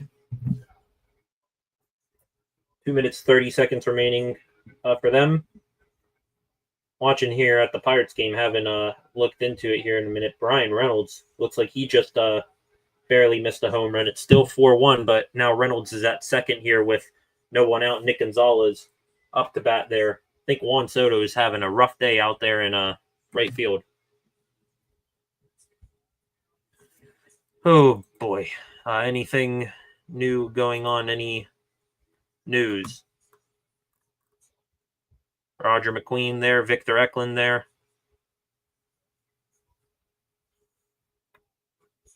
What the hell is George LaRock posting? George LaRock. I'm hearing there's a very good chance that Crosby will play somewhere else. Is he drunk, high, or both? There's no way that Sidney Crosby is getting moved tonight. There's no way he's getting moved, period. I don't know what the hell he's on. But he better get off of it quickly.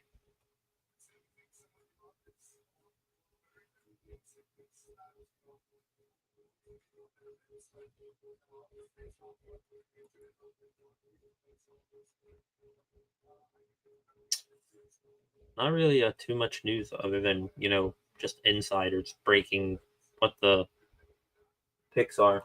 Sabres still on the clock. They're now under a minute. Wonder what they're thinking, taking this all the way down past the 1 minute mark. Victor Eklund, Jackson Smith, Radim Murka, Roger McQueen. I said there's going to be a one forward and one defenseman taken by the Pens here. I mean, looking at the list here, you got McQueen, Carbonneau, and Eklund are the top forwards that I think, the Penguins are interested in that are available. Defenseman-wise, still not a single defenseman taken since Matthew Schaefer first overall. Jackson Smith, Radim Murka, and Kashan Eichson are there. Pick is in for the Buffalo Sabres.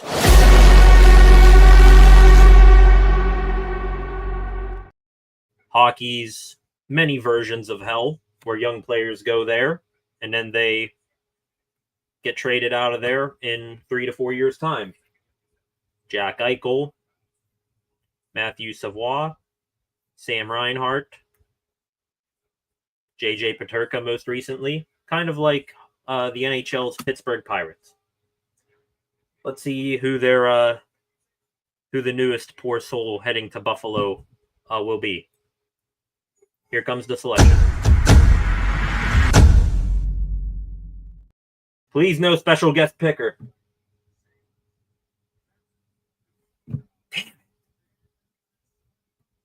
Damn. What? How? I know I was questioning whether I was going to stay live for the whole first round or not, but at this point, I'm just going to, call it after the Pens make their picks because this is brutal. Members of the Goo Goo Dolls, I think is what he said. Okay. Here comes the Sabres pick.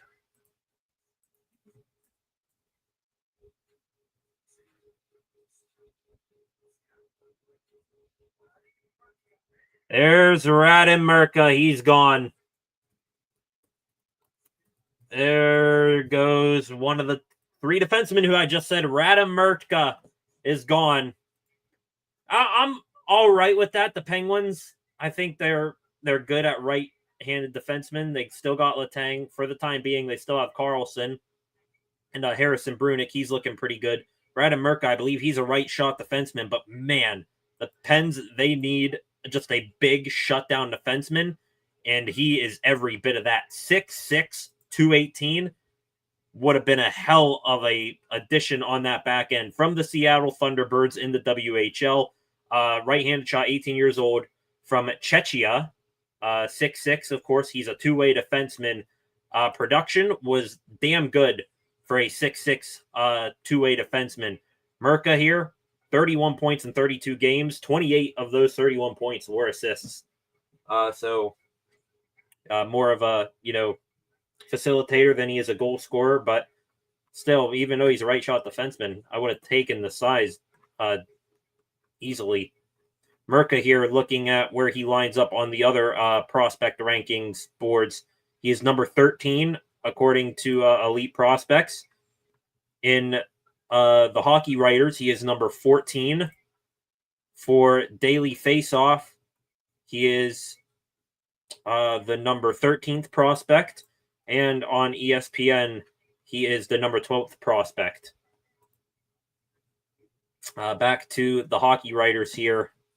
Radim Murka, pretty underrated player, skates well and a two-way defender who can also provide offense, takes good angles, and has an active stick to win puck battles along the boards. Great skill and in the transition game, possibly pushing him to be the second defenseman off the board. And that is the case here. He is the second defenseman off the board. My God, he towers over every single person in this shot right now. Holy hell.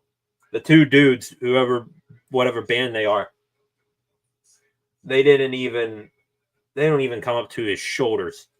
I don't know if that's a, testament to his size or their lack of height, the two dudes who made the pick, but holy, that's a massive human being. I would have been all right with the Pens taking him, even though they don't need a right shot D-man. But hey, one pick away now from selecting two new Penguins. Let me add him to the board here.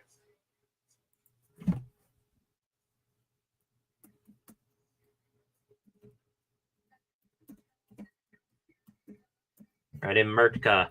There he is on the board at the bottom of the screen. Now it is the Anaheim Ducks standing between the Pens and their two new selections. At this point, I hope they don't take... If they take either Roger McQueen or Victor Eklund, whoever isn't taken here at 10 is going to be a Penguin. They're going to take a defenseman. I kind of want Kashawn Eichson just a little bit more than Jackson Smith, just because we need a gritty SOB on defense, and Eichson is every bit of that. Kyle Dubas wants this team to be tougher to play against, more physical.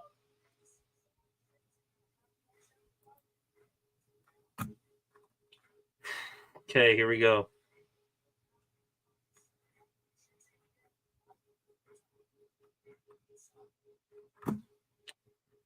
Seeing a lot of Pens fans on Twitter here. Victor Eklund, please. Roger McQueen, also suitable. Going to take a quick break here as long as they are... Actually, I'm not. They're showing the Anaheim Ducks. They're on the clock.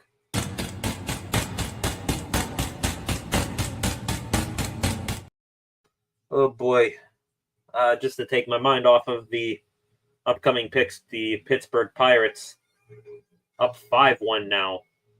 Runner at second with 2 outs for Jared Triolo, so they scraped across another one. They chased the Mets starter, Peterson. Tidwell now in to pitch for them. 2 minutes now left on the clock for the Anaheim Ducks.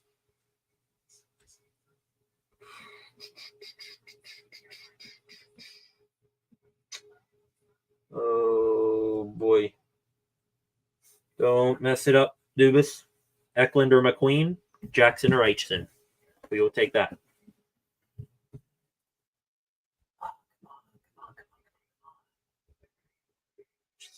Let's rip the Band-Aid off. I'm still upset we didn't get Porter Martone, but even, deep down in my disappointment, I knew it was most likely going to be a pipe dream. Just sucks that he went to the Flyers of all teams. I would have, coped a little bit better if he went to the damn Bruins, but come on. Flyers, really? He's going to kill it there. Still are not going to win Jack, which is a, good compensation, but boy, this George LaRock post up over nearing 400 retweets now. Everybody calling him crazy. Ducks now down to 40 seconds left on the clock. They're winding this all the way down.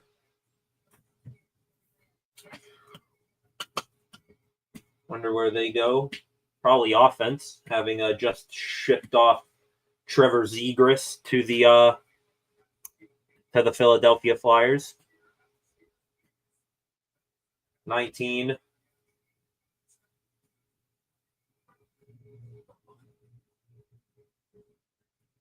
Ten, 9, 8, 7, 6, 5, And there's the pick. Finally, it's in for the Ducks.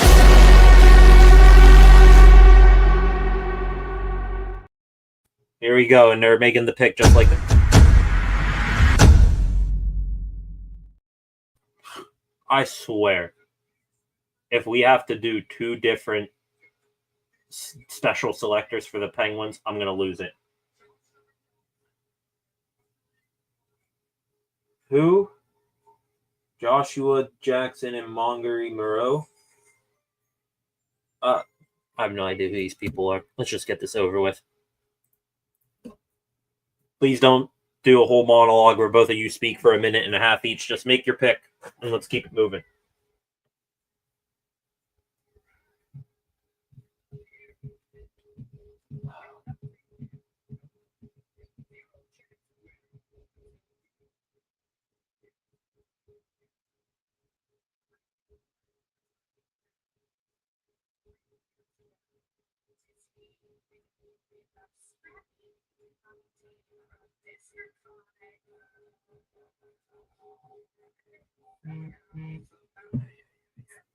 I get here from the Mighty Ducks, and you're talking about the Mighty Ducks. You're making a joke about the Anaheim Ducks, the Mighty Ducks. Let's go. Come on, let's go. Let's go. Today. Apologize, I didn't know these guys were from the Mighty Ducks. I'm not, too well known with actors and actresses. Here we go.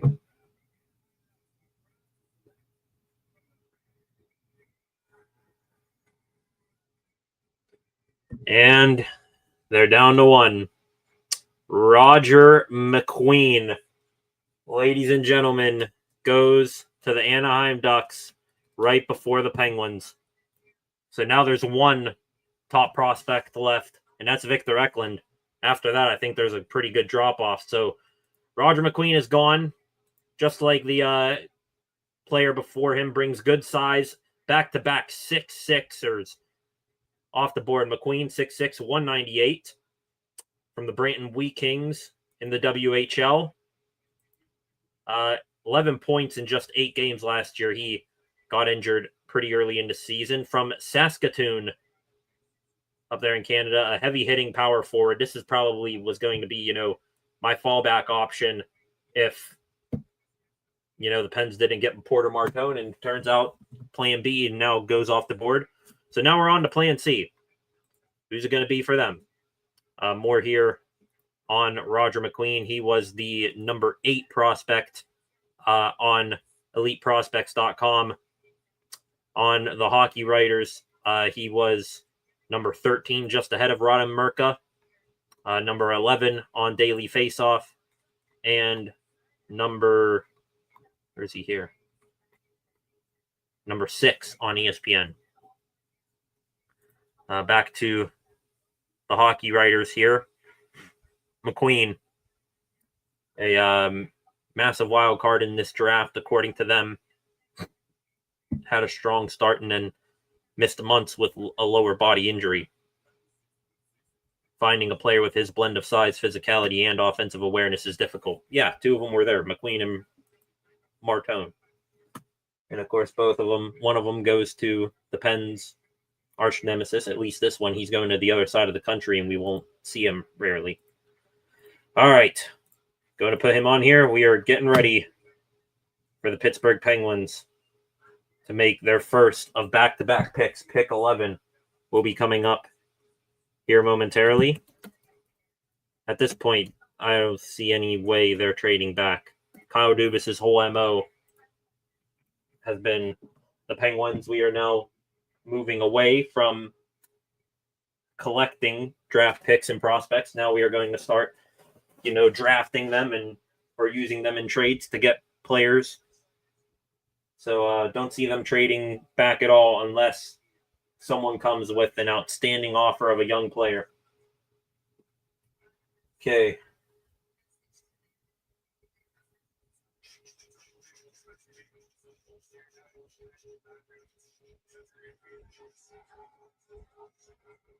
Obviously, getting a lot of fanfare there. LA, not too far from Anaheim. Sure, a good bit of Ducks fans made the trek to LA. Come on. Waiting all night for the Penguins to pick.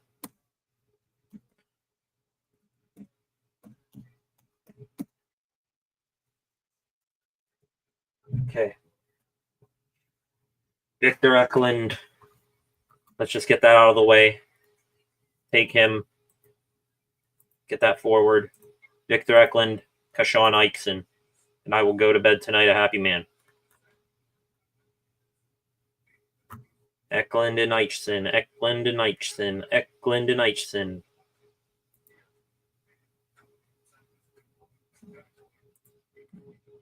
Kevin Weeks posting 18 minutes ago. Is that a picture of Utah, of Salt Lake City? Might be a trade coming here. Penguins, they are on the clock. Here we go. What we've been waiting for.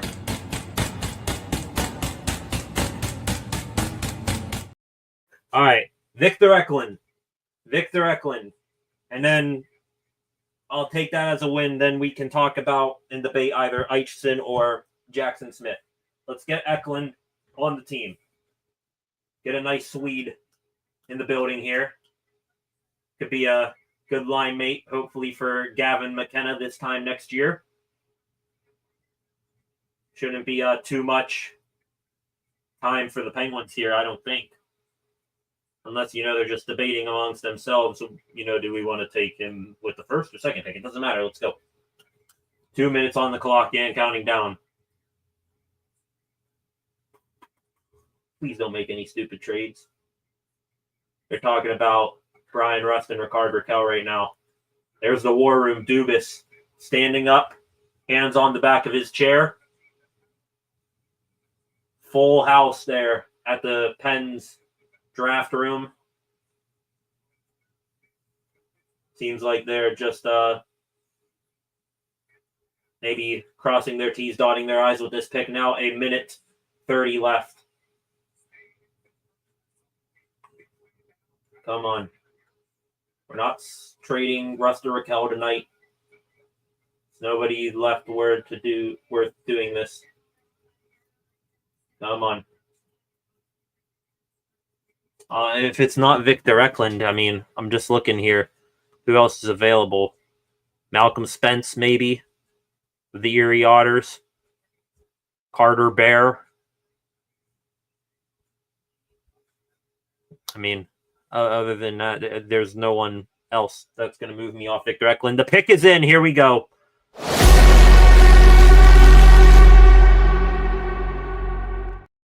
Pick is in for the Pens. If they have a special guest picker, who is it?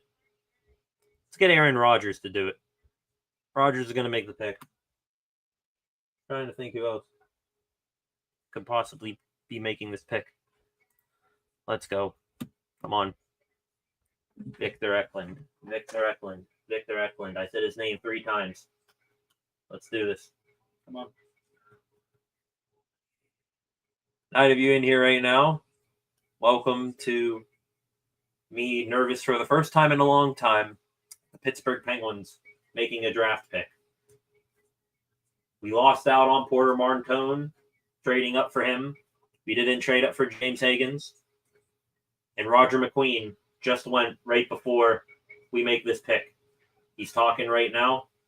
1 forward left at the top of my list. That's Victor Eklund, brother of William Eklund of the San Jose Sharks. Clock has hit zeros atop of that board on the stage there. Victor Eklund and Jackson Smith and Kashawn Eichson. They are the top 3 overall players left. Here we go. Here comes Bettman. Come on. Come on.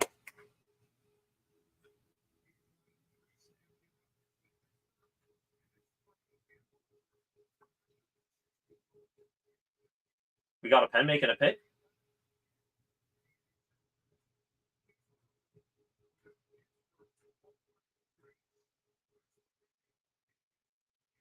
Hey, Tanger and Alex, his son, making the pick here. Okay, now this might be a defenseman. Let's get Letang maybe up here, or a young guy that can learn under him. Alex has the card. Here we go. Come on, Tanger. Come on.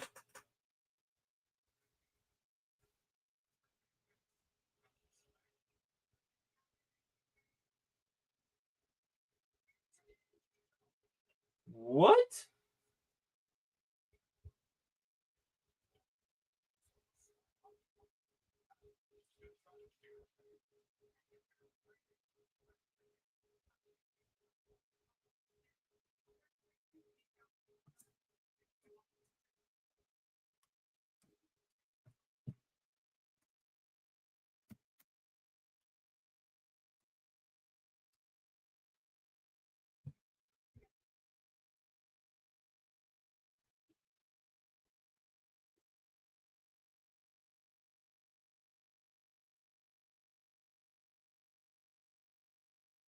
Benjamin Kindle.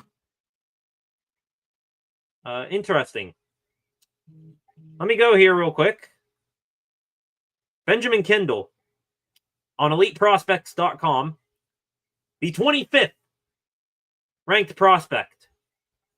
Below other forwards, Cullen Potter, Cole Reshnai, William Moore, Justin Carbonneau, Carter Bear, Cameron Schmidt, Ian Riabak, and Victor Eklund, and Malcolm Spence. So,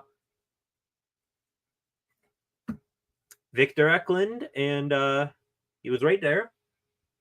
I thought they would take a forward and a defenseman, which sucks because I want Eklund and I want Eichson.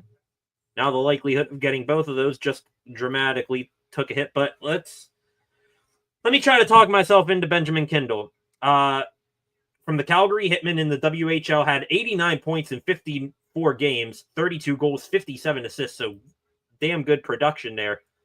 Let's see what he's looking like here in his profile. He's 5'10". 5'10",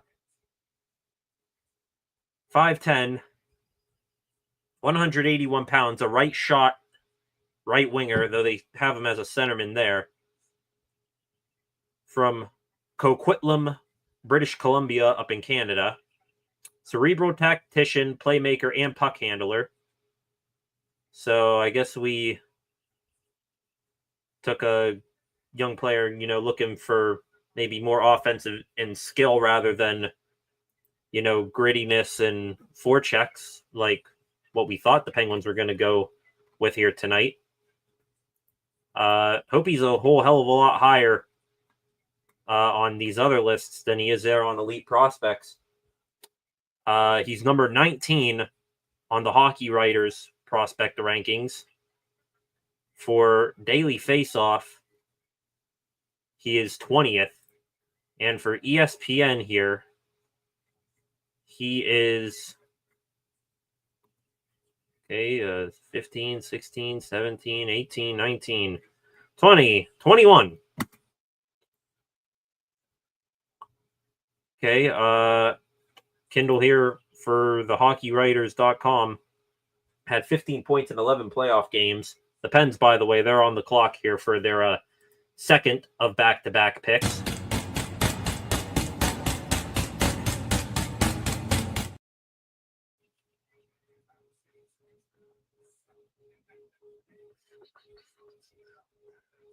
Lack of strength is one issue with him. He made incredible decisions with the puck, but also got pushed out of battles, forcing him to play more on the perimeter. Sounds like the perfectly opposite guy of what you wanted, but it's not the kid's fault he got drafted. Victor Eklund was right there. Much better prospect. I guess you do his value to center more than he did a winger right now. Here comes this another pick, the second pick.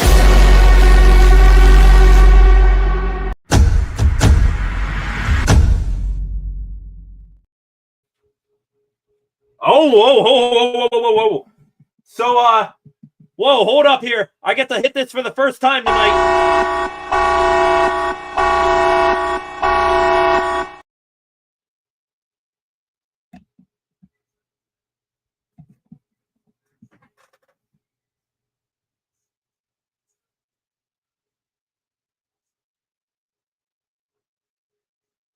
Oh my God.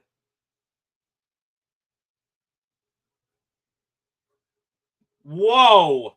Ladies and gentlemen, the Penguins, after drafting Benjamin Kindle, they have just traded the 12th overall pick to the Flyers for picks. Where are they at now? Pick 31 and pick 22. Oh my God. They move down 10 spots and pick up an extra first. Holy. Holy, okay. I thought the pick was in, but now the Flyers, they're on the clock. Wow.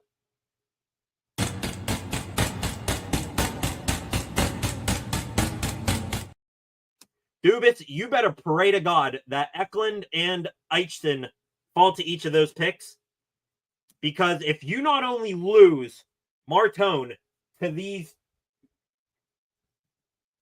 orange freak a-holes,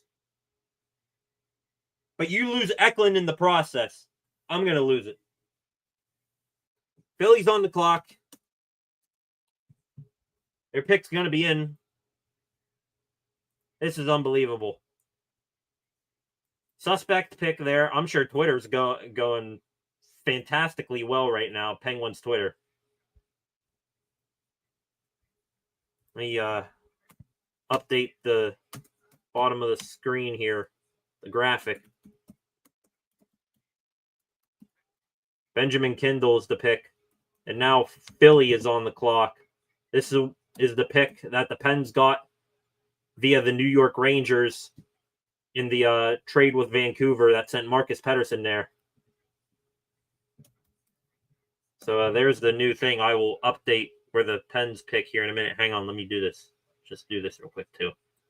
So Pittsburgh, they now have picks 22 and 31 as well. Holy. Please tell me the Flyers traded up for someone other than Victor Eklund. Well, no. They're not going to take Eklund. They're going to take Dan Kashawn Eichson, and they're going to get both of the pricks that I wanted. They're going to get both of the gritty, beat you down, wear you down, chirp you in your face, and then knock you out prospects, aren't they? They're going to get both of them. Pick is in. This is going to be absolutely horrendous for the Pens.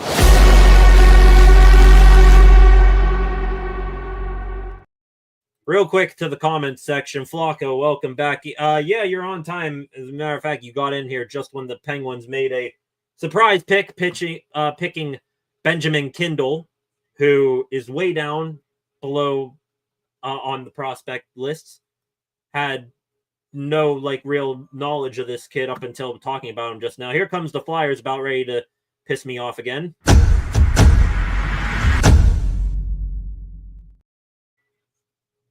Here we go. Brandon Graham, Philadelphia Eagle defensive lineman, going to make the pick here.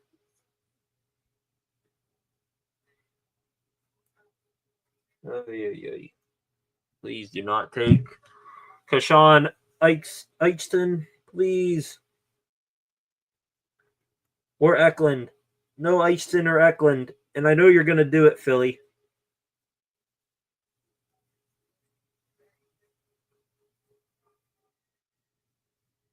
Oh, thank God they didn't. All right, I can at least live with that. They come up for a center. I don't know how high Kindle was on the Penguins list, but they must have just said, hey, we got centers going off the board left and right, and that trend is continuing. Jack Nesbitt is gone. And honestly, I would have taken this guy over Kindle. Why? One word, size. 6'5", 187 pounds. Let me find him here. Jack Nesbitt. Where the hell is he here? Is he on? He's not on the top 30 list for... He's not on the top 30 list here for the elite prospects. Where's he from? The Windsor Spitfires. Windsor Spitfires. Jack Nesbitt here. 6'4". No, they bumped him up an extra inch. 183 pounds. Left shot. Centerman. Last year. I don't have his stats from last year. So he had 6 points in his last 10 games. Nesbitt here. Is he anywhere on these other lists of prospect rankings? Is he in the top 30 anywhere else?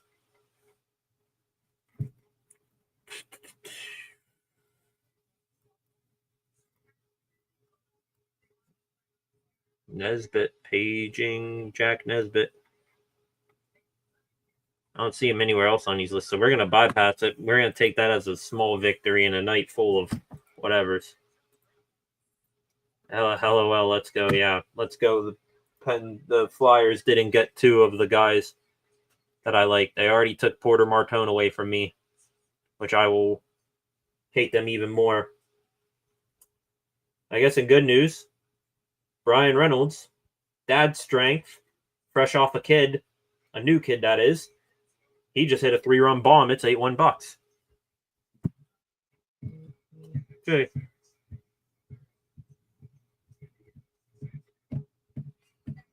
Okay. Yeah, I'm gonna need that optimism there, Flacco. Let me just do a quick check-in on on Penguins Twitter. I'm not upset about them having 3 first-round picks, but damn. Also, Kevin Weeks now posting the eye emojis, and it's the New York Islanders logo. They could come up and get someone. You know it's bad, even when guys like beat reporters for the Penguins.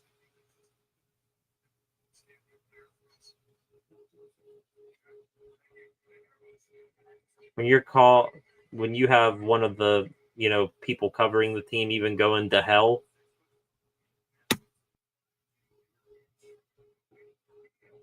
Eklund was right there. So was Kashawn Eichson.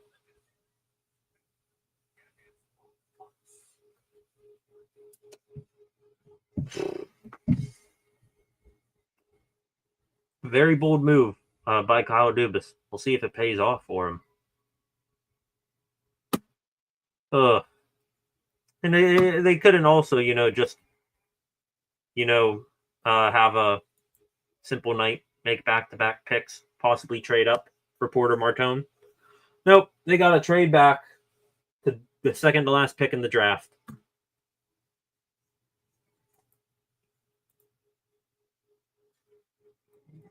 So, we're in for a long night here.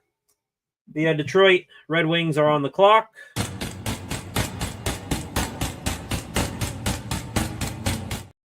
And as they are on commercial, I'm going to take a commercial break too. I will be back after I scream. See you guys back here in a minute.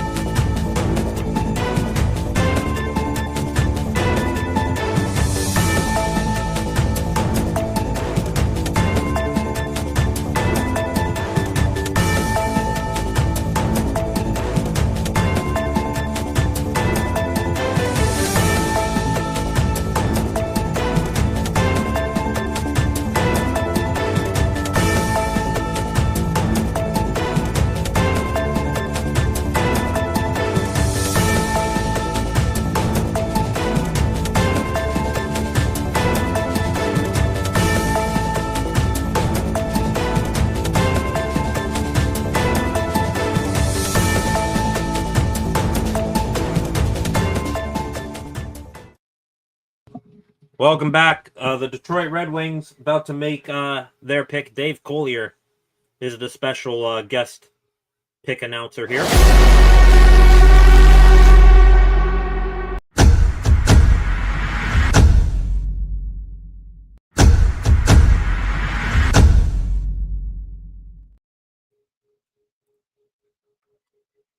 Here we go.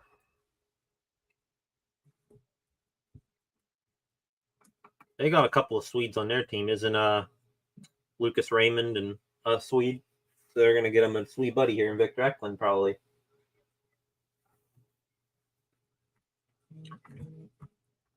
This is madness.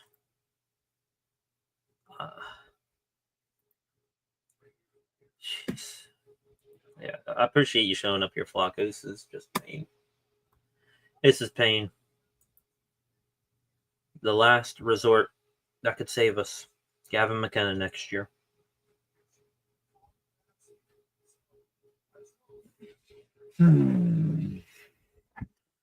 Got another chirper here. Another yapper.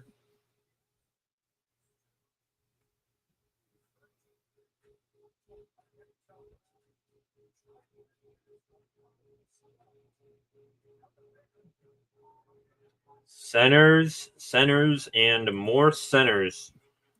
Here goes Carter Bear, everyone. There's another guy I probably would have had over Benjamin Kindle. Hope Kindle, does well, but damn, this sucks. All right, back here. Let's find Carter Bear, the number 16th prospect on Elite Prospects from the Everett Silvertips in the WHL. 77 points in 51 games played. Pretty even in the goals and assists department, 38 and 39. 6 foot even, 179 pounds. 18 years old, from Winnipeg, Manitoba, Canada. Left shot. Looking where he is here on the other prospect rankings.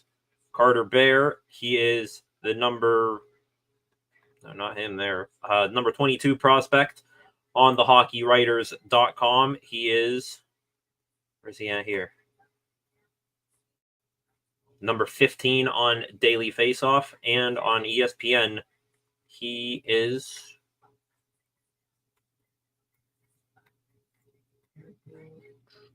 where's he at? 11. All the way up 11 in front of Radim Murka.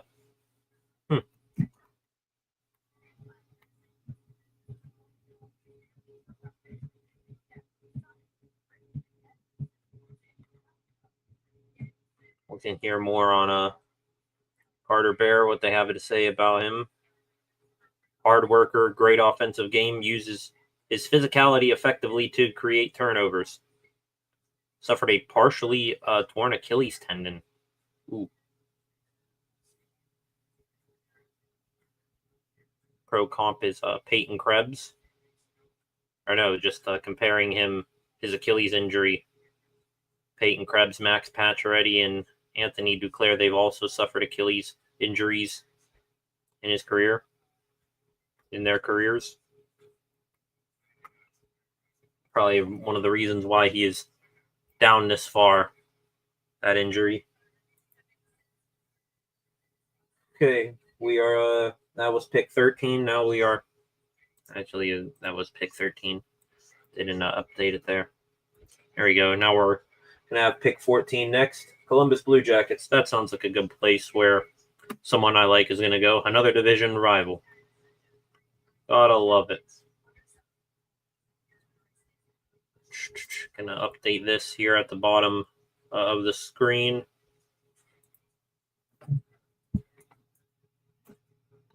Philadelphia took Jack Nesbitt.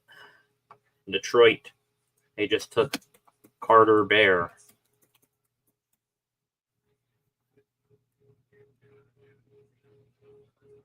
Columbus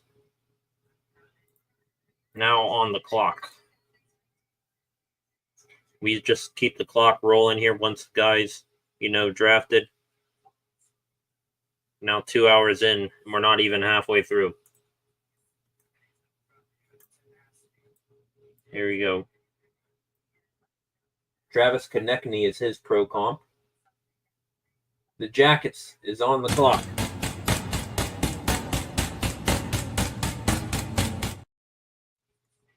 Oy.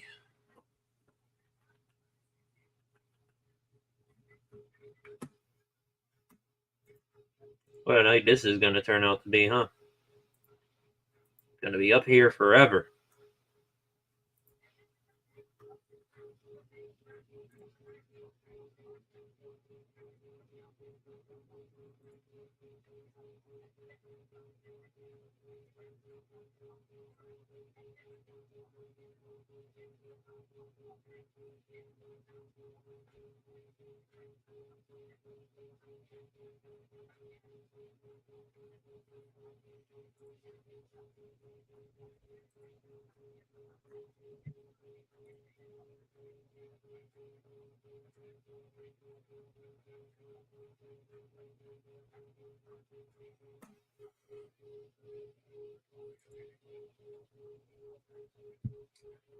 Tick, tick.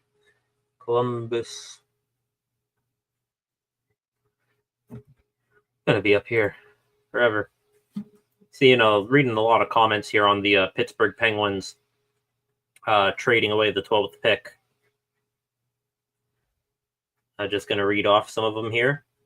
That's wonderful, but is Ron Hextall in the front office? Does he have Kyle Dubas tied up? Then hire Alex Letang and fire Kyle Dubas. Dubas is on drugs, absolutely mangled this draft. Alex Letang could have made a better pick.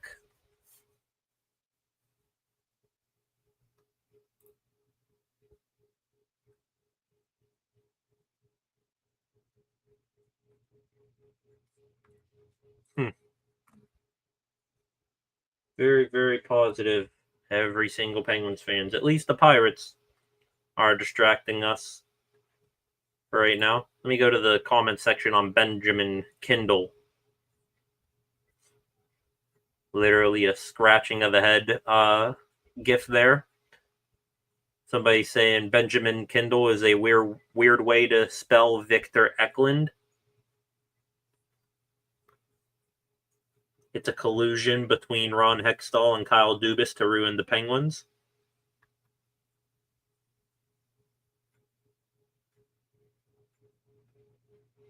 Terrible pick. This team needs life.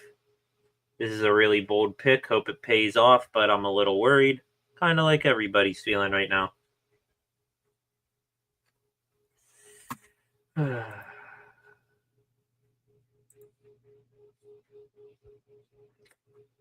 Oh, we do got an update here. Hang on 1 second. Pick is in.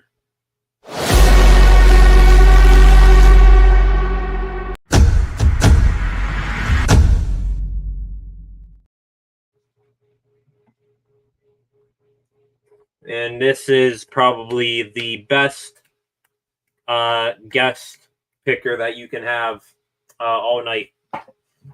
Meredith Gaudreau, the widow of Johnny Gaudreau, going to make the pick here for the Columbus Blue Jackets. God bless her.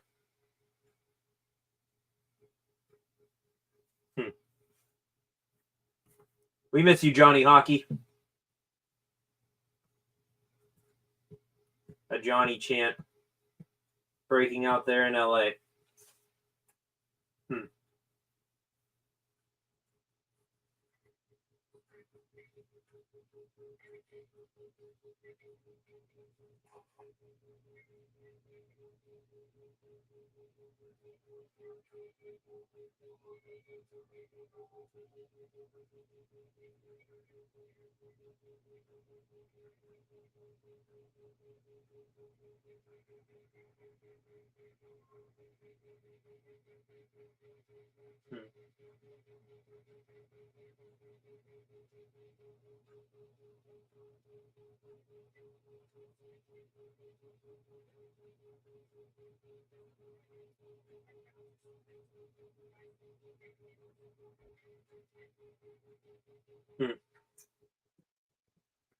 Good for Meredith Gaudreau going out there making the pick.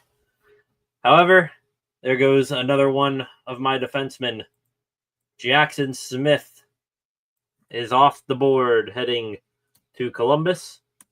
I knew they were going to make a good pick that, I could have probably wanted the Penguins to make. Hang on here.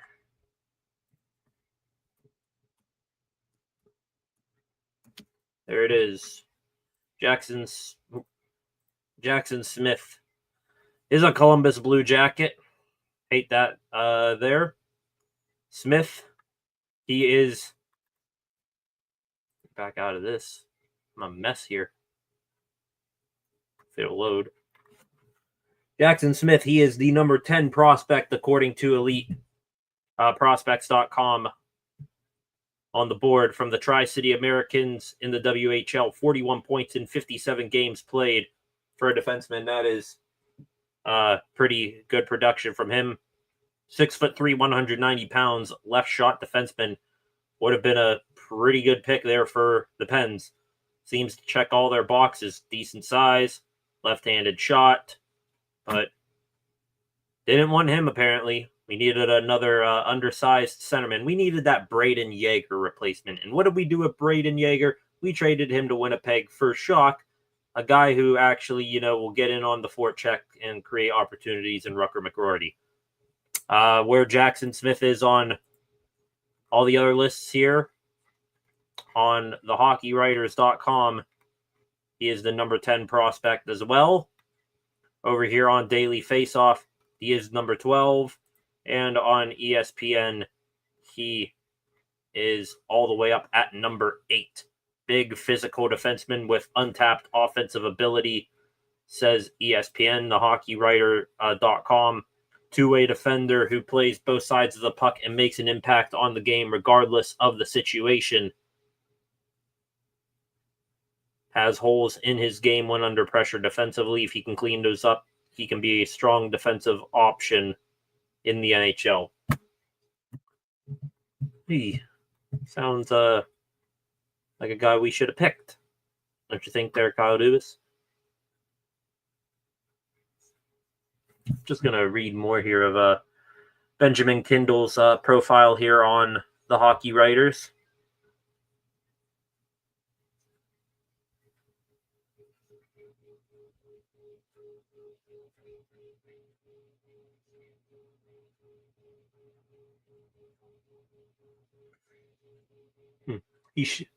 Benjamin Kindle, who the Pens drafted, he's shown a lot of intelligence with and without the puck, but others were just a little bit more impressive. You don't say. Let me go back here and find him on Daily Faceoff here.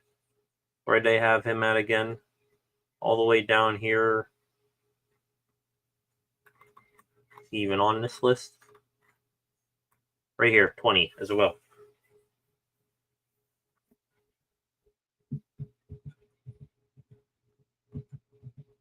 He's an equally good shooter and playmaker, and is the driving force of Calgary's attack. The Calgary Hitmen, who he played for. Below average skating and lack of physical edge knock him down a few pegs. Seems like being physical in the most physical sport. Seems like lacking physicality in the most physical sport. And not being able to skate as well as others in a game played on ice. Seems like kind of important qualities that you would need to have to be a high draft pick. He has 99 points last year. Welcome, Ron. Rankings at this point don't mean much. Crapshoot center. Yeah, 99 points. Still, though, like, do we really need another undersized center who isn't physical and can't skate? Like, the team still has some skill, but damn it, we need, pricks out there, some guys to be more physical and hard on the puck, which this team has lacked for years now. One of them to trade up and go get Porter Martone. He would have done that nice. Same thing would have gone for Roger McQueen had he not gone a pick before the, Pens in Anaheim. Eklund is smaller, but yeah, he's a wing, and he has shown much more than Kindle here. 5'11", he's not smaller. I don't know what you're talking about. Eklund's 5'11", Kindle's 5'10".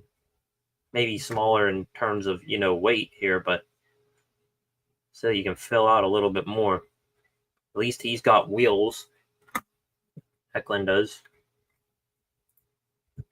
Vancouver Canucks, they are now on the clock with pick 15. This draft is going to go to like 1 a.m, isn't it? Everybody's got to have a celebrity guest picker. Everybody's got to do whatever. This is taking forever. Jeez Louise.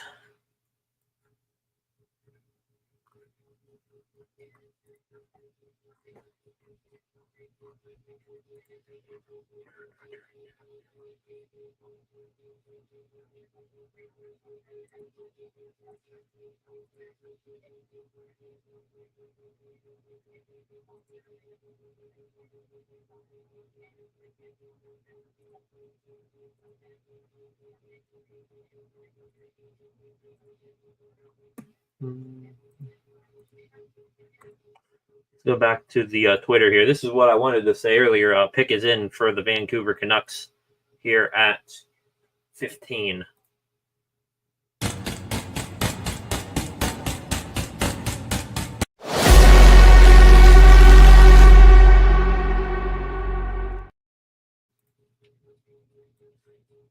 Let's see what Jim Rutherford and company up there do. They just made a mind-boggling trade, taking Evander Kane off the Edmonton Oilers' hands. Let's see what they do here.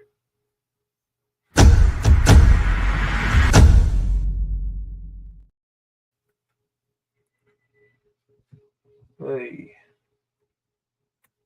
Another guest picker.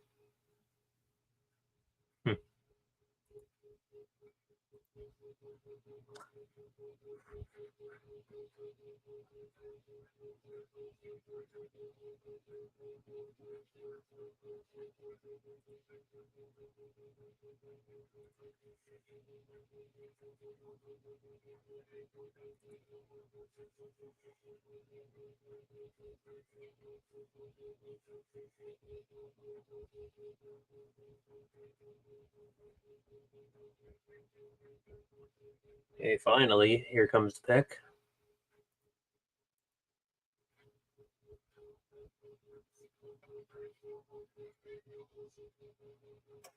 Braden Coates is the pick.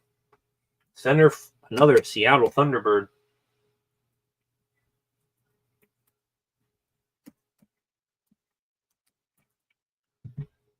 There it is right there.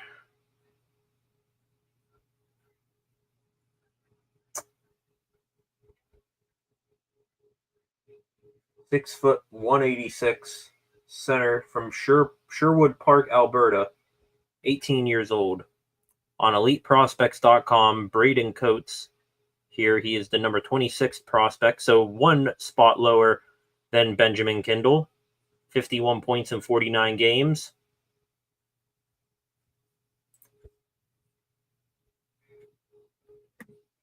He is the, where's he at here? He's the number 16 prospect on thehockeywriters.com. He is 21st on Daily Faceoff. And on ESPN, he is number 17. Braden Coates here. Let me click on, is there anything more on him here?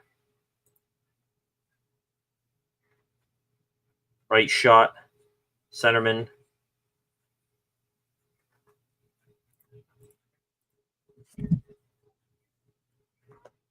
.63-point season in a gold medal effort at the U18 championship. He is one of the hardest working players in the class, according to HockeyWriters.com. Relentless hunting down pucks, establishing attack, and playing a complete 200-foot game. Sounds like a guy that the Penguins should have gone after.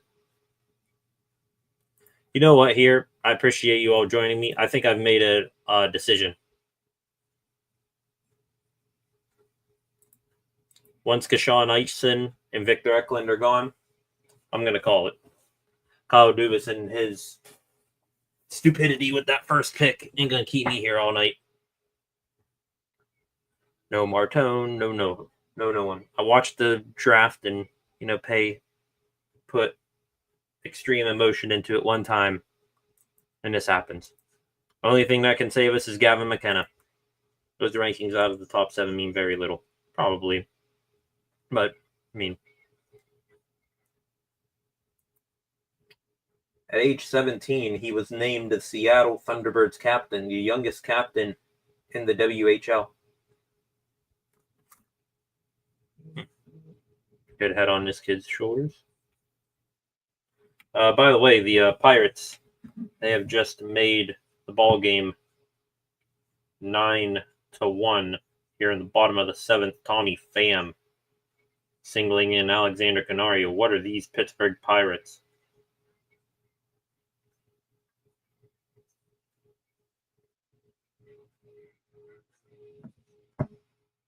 Anyways, talking here real quick. Let's just keep our minds on hockey here. From Pat Brisson, and no, I lost it.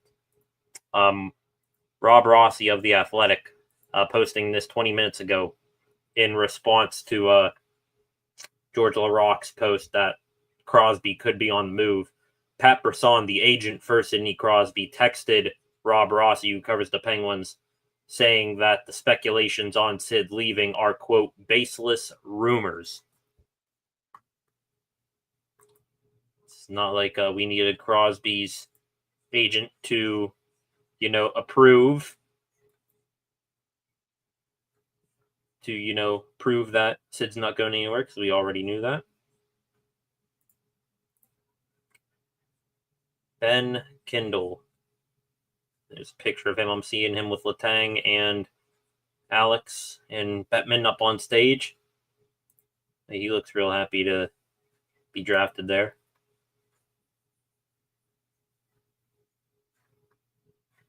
Looks absolutely happy and starstruck to be standing next to a 3-time Stanley Cup champion. Going to take another break real quick. The New York Islanders, they're about ready to make the first of their back-to-back picks. These 2 picks originally belonged to the Montreal Canadiens as of earlier today, but the Islanders traded Noah Dobson to the Habs. The Habs, in return, gave the Islanders picks 16 and 17. We're going to be back here in a moment and see what they do with them.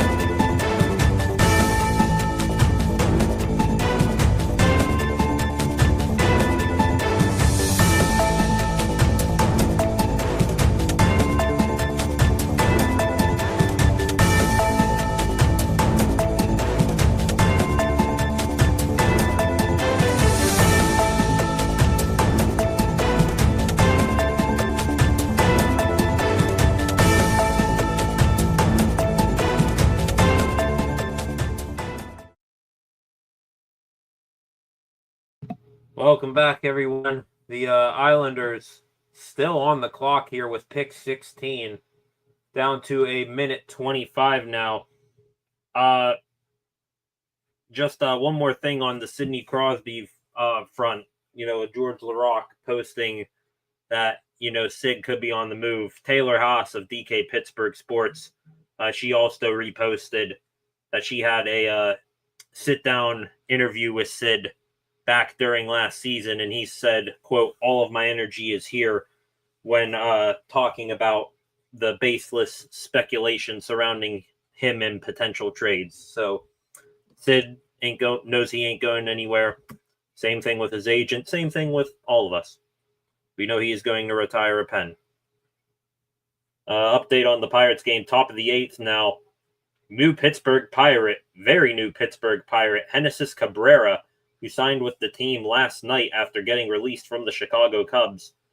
He is in the pitch as the Bucks are up big right now, 9-1. Pick is finally in here for the New York Islanders.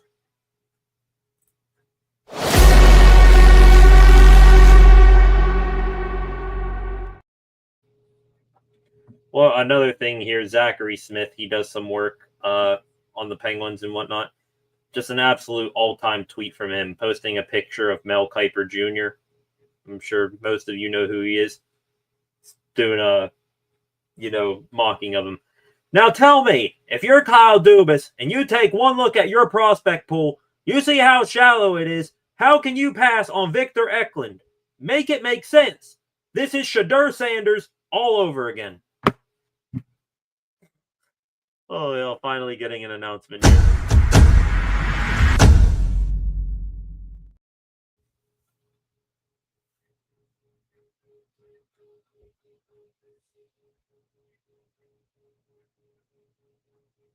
Oh, yeah, we got another first-round pick. Special person. My goodness. This draft is going on forever. I did make I'm making the executive decision. Once Victor Eklund and Kashawn Eichson are gone, we're splitting. Those are the only two guys pretty much I care about left on this board. As I hear, hello, I didn't shut my door completely. Can I help you? You're pretty much more entertaining than the draft at this point because it's so slow. Hi, Leia. Hi, Chase. I have like 10 more minutes before these guys go. Hang on, ladies and gentlemen. Let me get these guys.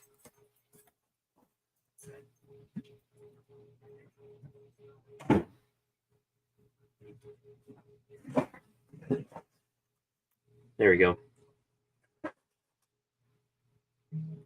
That's what they came in for. They came in to distract me from the TV because there goes Victor Eklund. Oh, I love it.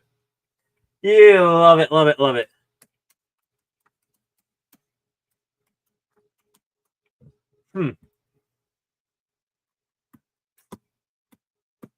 Victor Eklund is gone. The Flyers get Martone. The Bruins get Higgins. The Blue Jackets get Smith. The Islanders get Schaefer and Victor Eklund. And the Penguins, they got someone that nobody knows about. Victor Eklund here. Let me go to him, find him here. He is on EliteProspects.com. The number 6 prospect in this draft class. Had 28 points in 38 games last year with Djurgårdens in Sweden, along with Anton Frondell, who was there. He went way earlier tonight. Victor Eklund, number 8 prospect on the HockeyWriters.com prospect list. He is all the way up at number 9 in Daily Faceoff. And on ESPN, he is their number 10 prospect as well. Eklund, a quick and deceptive player with the puck, precise shooter who capitalizes on chances he takes, out there with a ton of energy constantly, can cycle the puck inside the zone and fool defenders off the rush, making him dangerous for any team. So he's not really like the big physical guy that the Penguins we're supposed to be after in this draft, but still, though, hell of a player. One of the, last top players in this draft, in my opinion. So that leaves Kashawn Eichson left. I'm just looking here. We're now 5 picks away from the Pens up on the board again. And just looking here at the prospect list, who's left? Malcolm Spence is a left winger. He's there from Erie, 55 points in 53 games. Kashawn Eichson is there. He's pretty much your last chance at, at least that I know of getting someone who's going to be a prick out there on the ice and, not be a pushover like half of this roster is. Cullen Potter, is out there. Cameron Reed, another defenseman from the Kitchener Rangers, is out there. Though undersized, 6 feet only. Justin Carbonneau's there. Hey. On the clock again are the Islanders with pick 17. This night is taking forever.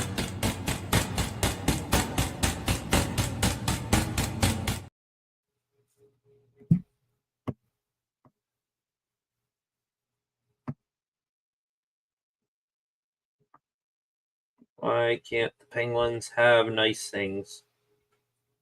All I wanted was to trade up, for Martone, or at the very least take Eklund. Is that too much to ask? Apparently it was. Last, guy I really care of is Kashawn Eichson left. And I don't see him falling down too further here. Let's go back to Penguins Twitter here. See how everyone's taking the draft. I'm sure lots of people are reacting to the Victor Eklund right here.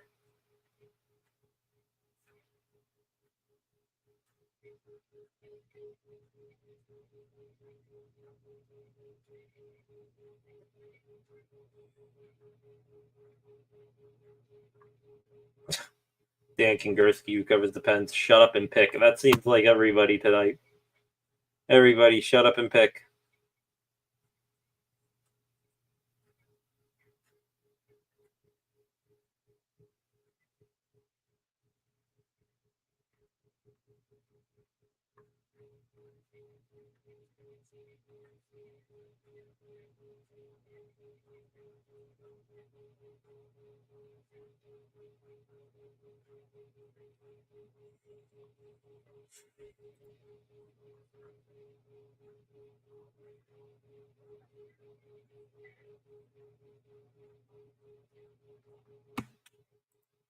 Jeez. So pick is finally in here for the New York Islanders.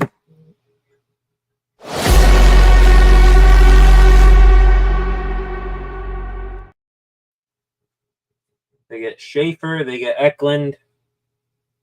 Now here they're going to pick on top of it.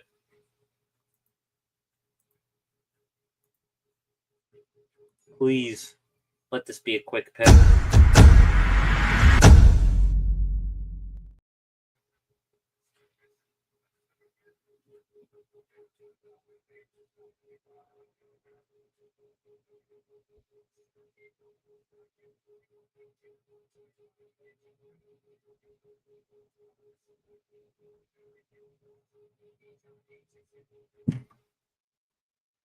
Good night, everybody. Kashawn Aitchison is gone. I'm not even going to pop it up. I'm done. The Islanders, they get the top player in the draft in Matthew Schaefer, and then they get the last 2 players that I wanted. I'm done. Thanks a lot, Kyle Dubas. You really nailed this draft. Are you sure you're even going to take Gavin McKenna next year if you tank out all the way to then? Sure you don't want to take the 25th prospect on the board again?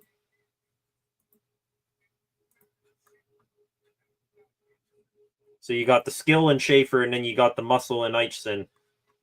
Kashawn Eichson, 6'1", 198. Don't let that height fool you. This dude is mobile. He is physical. He will stand up and fight his way out of any situation. Left-handed shot defenseman, what the Pens needed.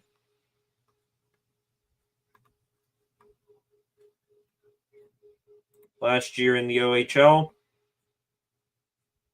with the Barrie Colts, 44 points in 53 games. So he still had good production along with all of that extra physicality. Fantastic. Well, that's it, ladies and gentlemen. I'm calling it there. I'm not going to stay up till 1 in the morning to watch the Penguins with pick 31 select, the 63rd prospect in this draft. So, have a good night, everyone. We'll call it there. I'll see you guys back here on Monday with some more Pittsburgh sports news. Hopefully we get some, something better to talk about then. Maybe the Bucks will sweep the Mets. That'll be well enough to talk about. Peace out. Have a good night, everyone.